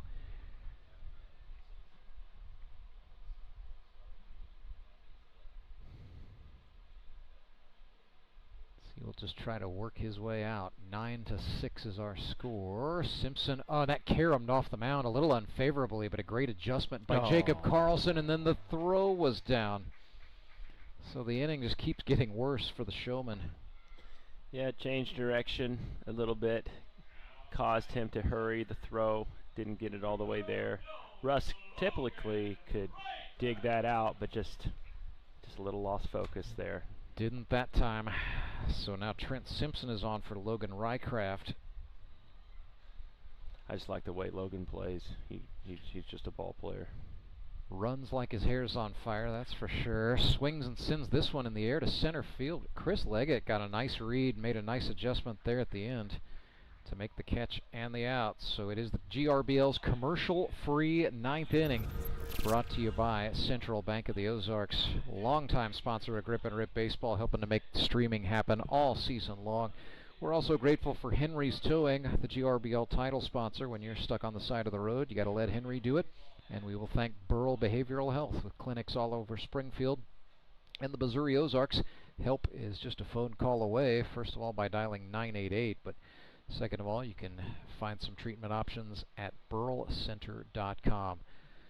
Well, Tony, good crowd. I was just looking around here. It looks like the fans have filed in and have stayed in, hanging in, enjoying this one.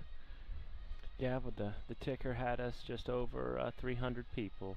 And that doesn't include kids, so maybe that was upwards of 400 throughout the day, and probably a couple, like I said, a couple hundred people have stuck around. And I've always said it's pretty impressive when guys our age can still play in front of a couple hundred people, and especially how intimate Mark Worley Field at Meadow Park is.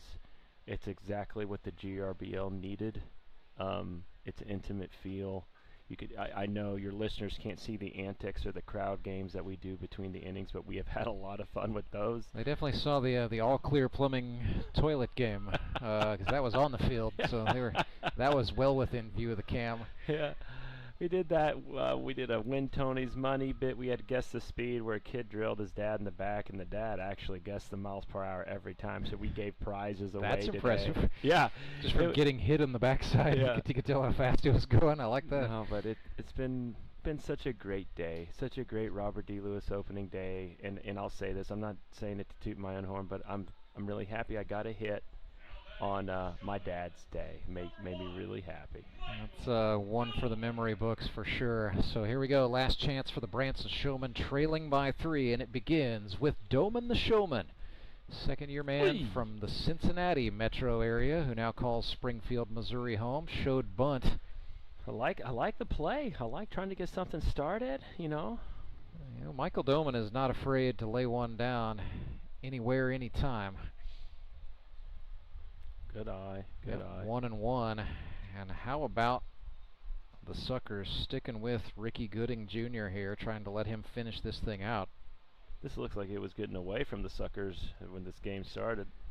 Certainly was ugly when it was 5-0 after 2.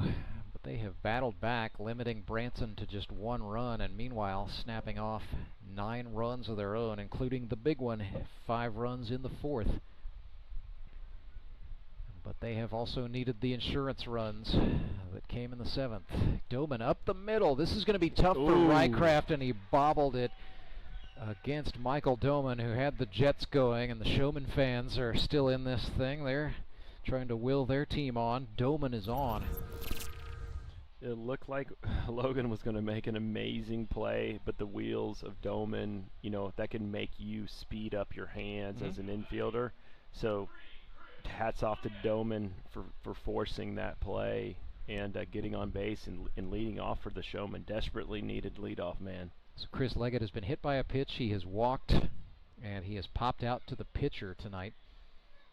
Coming off of a 6-for-14 season with the Showman on the way to the championship in 2024. Oh, little that's trouble. Inside-out swing. Trouble. Yes, go, it Doman, is. go. That is a base hit. Stay there, Leggett. Leggett's going to stay at first. Caleb Cole sort of daring Michael Doman to think about more, and Michael Doman says, I think I'm good. It's not like it. Maybe a listener might think, man, Tony's really wanting Showman to win. No, we just want a barn burner. I just want baseball. we just want exciting baseball, man. I've been here, I've been here since 9, 10 a.m. 10 o'clock this morning, yeah. We're still having fun. I want to keep going. I want to keep watching. So here we go. Showmen bring the game-tying run to the plate, and it is the skip, Jacob Karlson. He's hit one out of this park before, and now time is called. It'll be no pitch. I will say it. You don't like the time call? No, I will say it. When I'm in the field, Jake Karlson is one of the most intimidating hitters to see on the other team. If I'm on the other team watching Jake Karlson, and like you said it, he has the power to put it out of here and tie this game. 13 hits in 2024. Whoa. Swinging a sharp drive. Oh, that gets past him. That's trouble. That's going to score 2. Doman scores. Here comes Leggett to score. Karlson is rounding second and heading for third. Diving in, he is safe. Oh, he is pumped up, man. That is this crowd is going for nuts. Karlson. Well, the Showman crowd is going nuts anyway. As Doman, the Showman, Chris Leggett both score. It is now a 9-8 ball game as 2 runs come in there. Sorry, I had flashbacks of the call. When I was the walk-on? Yeah, the walk-on with Brett Gallion. I had flashbacks, and I was just talking over you. Conference on the mound here for the Suckers. It is a Burrell Behavioral Health mound visit. Trying to see what's left for Ricky Gooding. Facing Jared Fox. They've got options. They've got Courtney Spitz, certainly. That's probably the first thing I would try. But you've also got Caleb Cole. He's been known to jump on the mound. Logan Rycraft has pitched in this league. Ooh, you got. I mean, you got throwers, not necessarily pitchers. Fox? Yeah, this is Jared Fox. So I would think Courtney Spitz would be the first guy to come on, if that's what they decide to do. There is a man up in the Nixa pen. It's Jamar. It's Jamar Averyhart. Yeah, don't forget about Jamar. Well, he was a pitcher at the college level. It's just been a while. But he did pitch in the preseason. Gooding ran that one low. It is 2-0 to Fox, and a nice block there by John Best. You cannot let the winning run get on base. Yes, runner at third base. He could score and tie the game, but do not give him a free pass. Well, Jared Fox, through his career, has had some very timely base hits. Could this be another? Ooh, up 3-0. Yeah, Ricky Gooding, I mean, he's being careful, but at some point, you can't be too careful. Defenders are way in, so they are thinking about stopping Jacob Karlson at home. Johnny Best, the catcher, knows that, and they ran that in, so it's a walk to Jared Fox. So now a potential game-winning run is on. They got pinch runner in Freeman coming on. And do they think about giving Trey Turner the intentional walk again? With no outs to load the bases. Oh, goodness. That's quite the predicament. No, you got to throw to him. You got to pitch to him here. You got to pitch to him. Try and get a double play. Yep, they're talking about it. There's no way. But first and third, yeah. Caleb Cole wants to talk to Courtney Spitz about what to do, and he's asking, do we send him? Spitz says no. Johnny Best going out to have a quick word with his mound man. Poor, that was a great effort by Trenton left. I mean, yeah, if he's a step quicker and he makes that grab, we're telling a totally different story right now. Absolutely. But that's baseball, man, and it's not, no fault for Trent selling out and going for it. So 9-8, runners on first and third, nobody out. Trey Turner, ever so dangerous, is the batter for the Branson Showmen. Looked at strike one. I don't think there's anything else in the world that would make Trey happier than to absolutely ending this game right now. Well, you could cut the tension with a chainsaw. Turner watches that one sail by high to even the count. Yeah, he doesn't want a free pass. He's got to be triggering on anything close to the zone.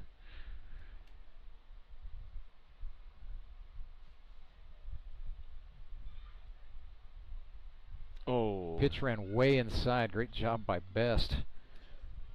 That was good. Ricky Gooding, yeah, almost caught Turner in the shins. And Trey is crowding in once more, just daring Ricky Gooding to give him something inside. Here comes the 2-1. Breaking pitch on the outer half, and Turner fouled it back. That's aggressive on Gooding's part, and I like it. It was aggressive, and that is, and Trey knows it. That's a missed opportunity, right there. Ricky challenged him. He said, "Hey, this is my best. I'm coming right at you," and just ever so slightly missed that. It is now 2-2. Again, nobody out. Runners on the corners. Runner goes for second. That's high and out of the zone. That is Houston Freeman running for Jared Fox, and now is that the winning run? The winning run is in scoring position. On no that outs. Stolen base, nobody out. First base is open. You almost give it the bag. Do you think about giving Turner the bag now? Yep, yes, they do. An intentional walk awarded to Trey Turner, so that loads him. Oh, for David Edwards. David Edwards. Oh, it looks like we got a pitch and change. Yep, Courtney Spitz is going to come make a move. He does not have a ball cap on, so this is going to be Jamar Averyhart coming on in relief, and it is the commercial-free 9th inning. So let me talk to you about this move that the Nixa Suckers are about to make. Throughout his GRBL career, Jamar Averyhart has tried out as a pitcher. However, he's often been told, no, not this time. You're going to be playing outfield for us this season. But, you know, Jamar, if you go back to his college days, he went to Trine University. That's an NCAA Division III school in Indiana. Now, Jamar did go on to get a master's degree in human resources, and that has fueled his career here in Springfield, Missouri at Expedia. So, bully for that. He's got an absolute cannon of an arm that we know he has showed off from the outfield. But Jamar has tried out as a pitcher. He's been working on his mechanics, trying to do more to just disguise what's coming. His pitch, to describe it, kind of mistakenly referred to his off-speed pitch as a slurve. What Jamar told me later was it's really just a fastball with a lot of run, and then I do have a curveball that will have a noticeable drop in speed, but that's really it. That's the arsenal. The thing about it is you can just change grips to get a little more or a little less run on the heater, but I think we're going to see fastball, fastball, fastball here from Jamar Averyhart. Yep. He was a college outfielder for the early part of his career, but then for his final season at Trine, they did convert him to pitcher, and he tried that. And you see that sometimes with college baseball players. It's like you got one season left. You know, we're not sure about where your role is on this team. Do you want to try pitching? And so Averyhart did that at Trine. So he does have some college pitching experience. But in terms of the GRBL, this is a maiden voyage here for Jamar. Debut. In a tense moment here. Bases loaded, bottom of the 9th, nobody out. Branson Showmen absolutely salivating with David Edwards, the cleanup hitter, coming up here. You just couldn't have scripted this any better. And Rusk behind him. Yeah. Now, the thing about it, too, is a double play ball would score a run, but it would put the Suckers in position to get out of this inning and then send it to extras. So maybe that's in play. Or Jamar Averyhart could just shock the world and get 3 outs here. Let's see it. Jamar Averyhart being thrown right into the deep end of the pool against the Sharks. His first offering to David Edwards, swung on. That is out. That is back. That is gone. A grand slam walk-off. Oh, wow. Oh, my goodness. On Robert D. Lewis, opening day. The Branson Showmen win 12-9, assuming David Edwards is going to finish that lap. He is certainly soaking it in. One pitch, one swing, one goner. David Edwards and the Branson Showmen walk it off with a slam. Unbelievable. That's a pretty fitting way to end opening day for season 10, I'll say that. And his son came out there and he's holding his son. Man, that's probably going to be a top 10 moment for David Could make Edwards. a movie out of that. 12-9, your final score Branson Showmen win, and it goes without saying, our Elite Promotions Elite Performer of the game. I mean, who gives a rip about the stat line? David Edwards is our man. Did have a sacrifice fly, earlier, if we want to give him credit for that back in the first inning. But David ends up going 2 for 4. The slam is what tells the story. I had to. Yeah, got to keep it up.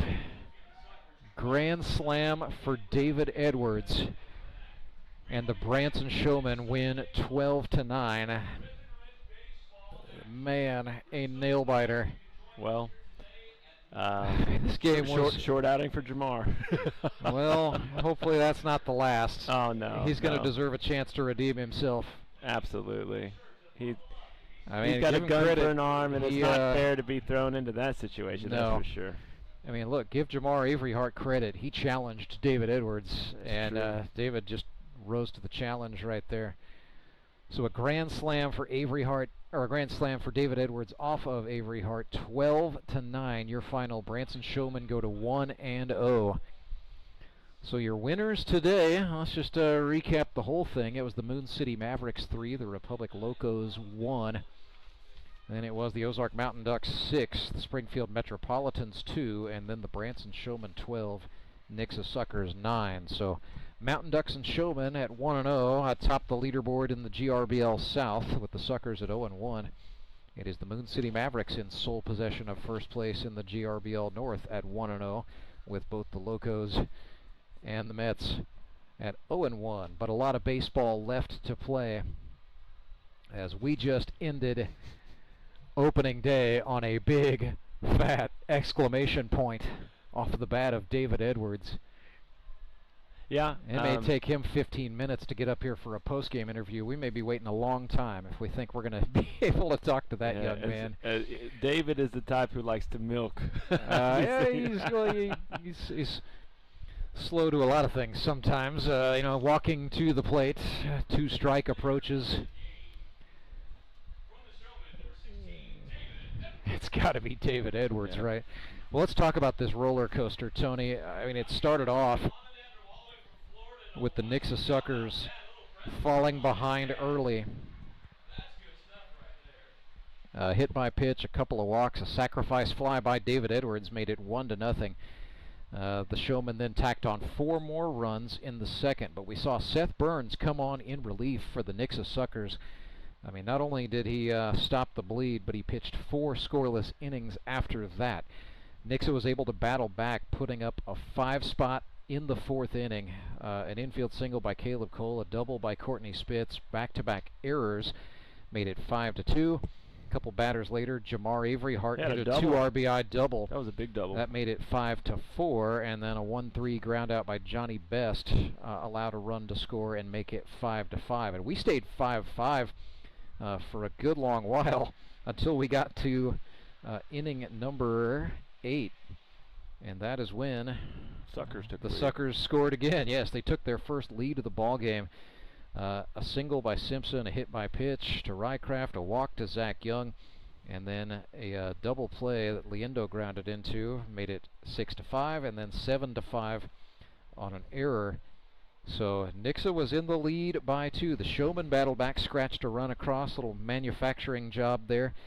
Justin Lowden with a 6-3 ground out RBI scored Tyler Rusk. It was 7-6. Suckers put up some insurance runs in the 9th. They made it 9-6. That's pretty cool. A lot of people down there waiting to get to David Edwards. The Branson Showmen fans are hanging around. They're not going anywhere. But yeah, back-to-back walks to Jake Uber and to Caleb Cole. And then it was Courtney Spitz grounding out. No, actually, a wild pitch was where the run scored. And then Spitz grounded out. That made it 9-6. And then, goodness, the fireworks were triggered in the 9th.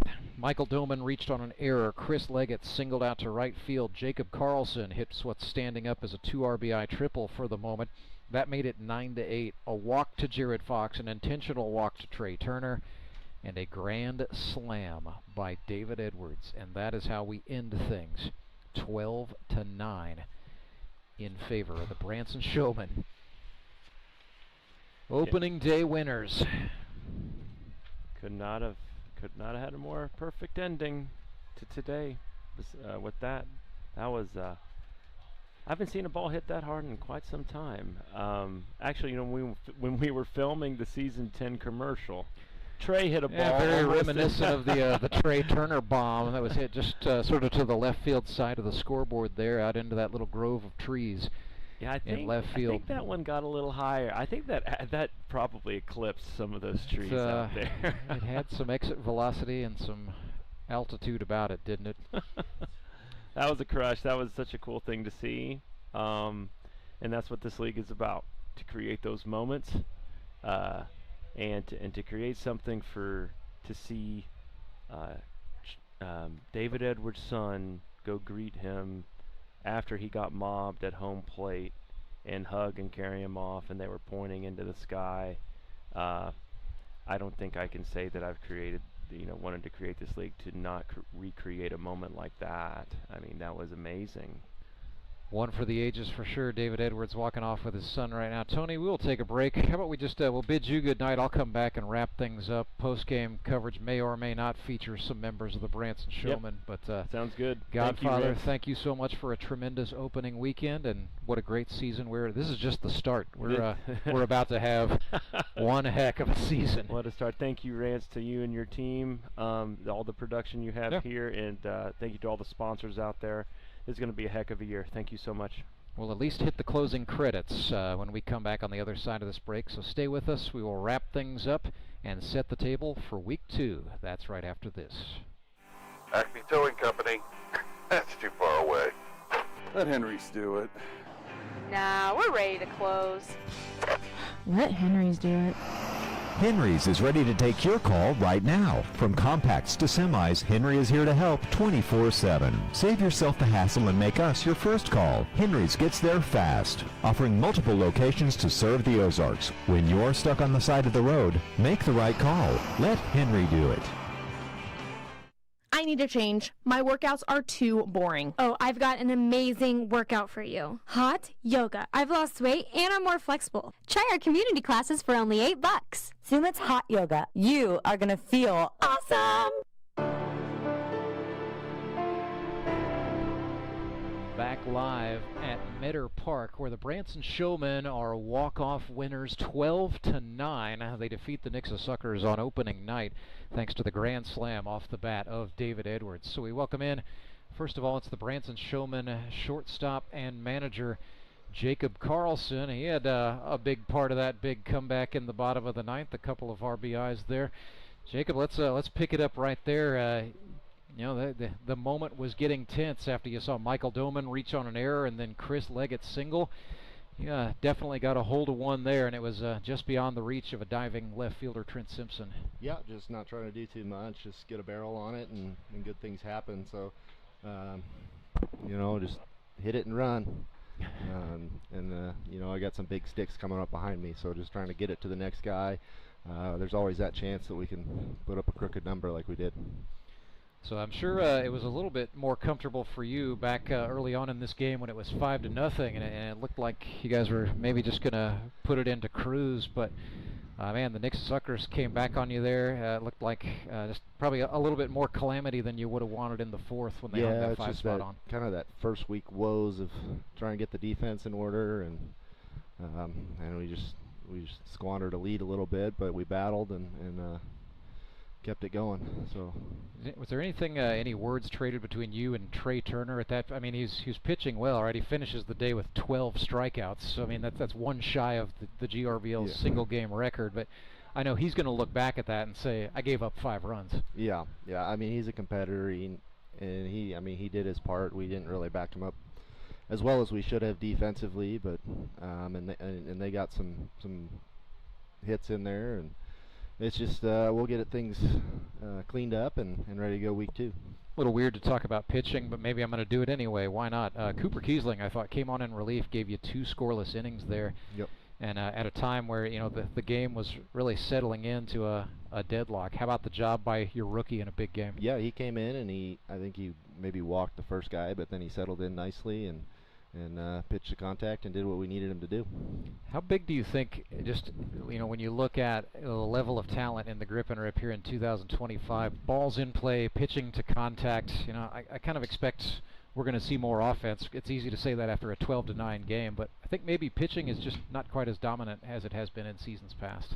Yeah, it's just week to week. There's going to be, I think next week we get 2 or 3 solid arms with the Ducks, and then the Mets will be tough pitching wise, but I think I got the sticks that no matter what pitching we're going up against, we're going to find a way to score some runs. It's been the big book on the Branson Showmen is, look at those guys, look at all the bats they have, and of course David Edwards delivering in a big moment to illustrate it. But you got some production on the bottom part of the lineup tonight too, especially Michael Doman and Chris Leggett. Yeah, they're good table setters too. They get on base, they can create a little havoc with their wheels and put a little pressure on them. So very good. Well, Jacob Karlson next week. You don't get the night game. You get to start things off high noon. It'll be the 1-0 Branson Showmen against the 1-0 Ozark Mountain Ducks. It's a little cooler than it was at noon today.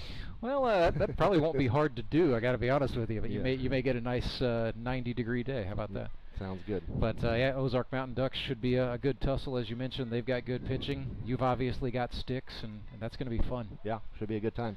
All right, that is Jacob Karlson, tonight's winning manager. He and the Branson Showmen get it done 12-9. And that is going to end it for us. We're not going to be able to talk with David Edwards. I think he's still signing autographs down there. But if he's available, I would certainly take him. We can stretch it out just a little bit longer. And, yeah, we got to hear from the guy who hit the slam. So we will keep it right here. Next week, August 17th, the Nooner will feature 2 unbeatens, the 1-0 Branson Showmen against the 1-0 Ozark Mountain Ducks. Potential pitching matchup there, Trey Turner versus Cole Rourke. That's exciting. I'm all about that.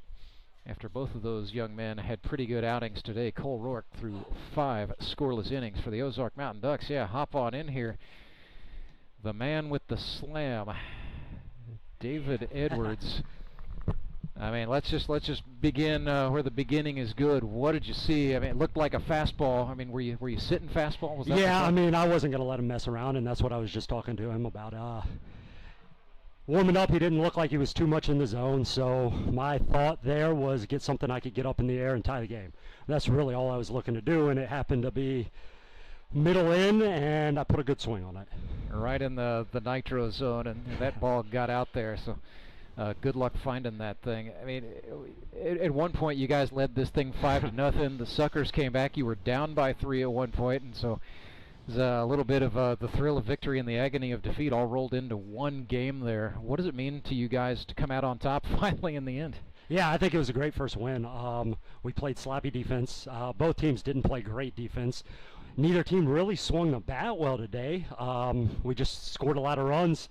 We're going to be dangerous. I mean, you saw our 1 through 5 today. We're missing a couple guys. Yeah. Trey Turner on the mound is unbelievable. We're going to be a force to be reckoned with all season long. Was there a regrouping moment or just anything said after that 4th inning where there were a couple of errors and the Suckers did put 5 runs on you guys and the lead evaporated to nothing? Yeah, no, it was more of a, we just knew what we needed to do. We needed to catch the baseball is really what it came down to. I mean, Trey worked his tail off for us, and we let him down in that 4th inning, and he came out and threw a great 5th, and I think that's kind of what set the tone for the rest of the game, honestly. So you've been around this league a long time. You know how valuable the ball in play is, and as you look at your spot in the order here, if you end up living between Trey Turner and Tyler Rusk, should set you up for some pitches to hit and chances to put it in play as this year goes on. Yeah, I'm very fortunate. I mean, but you could be 1 through 5 today. Any one of our first 5 hitters can do exactly what I did there. Could go 4 for 4 in a day. I mean, every single one of our guys has a chance to lead the league in batting average, RBIs, home runs, the whole 9 yards.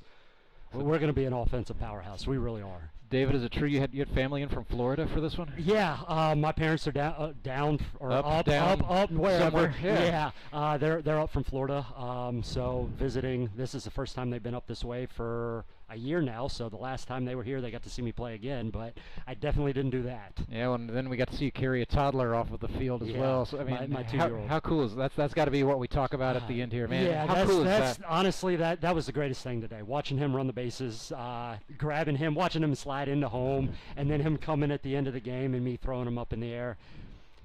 That right there was everything today. It really was. Well, go relive the moment on Sunday. Good luck topping that for a good long while. But we'll see you make your best effort. You're back here August 17th against the Ozark Mountain Ducks, your former squad, so maybe a little bit of something to show Austin Kendrick and the guys.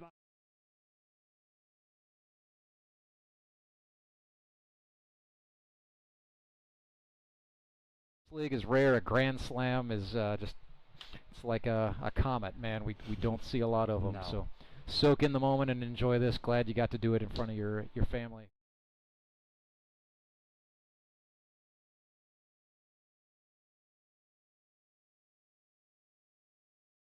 Showmen are winners, 12-9. They defeat the Nixa Suckers, and that is going to do it for us. We'll see you back here at Meadow Park on August 17th. I'd like to say a big thank you to our director, Schuyler Carter, who is hanging with the action all day long and all night long as well. A masterful job by him in his first GRBL outing. Our executive producers are Tony Lewis and Harrison Waters. And for all those involved in our team here at the GRBL, good night from Springfield, Missouri.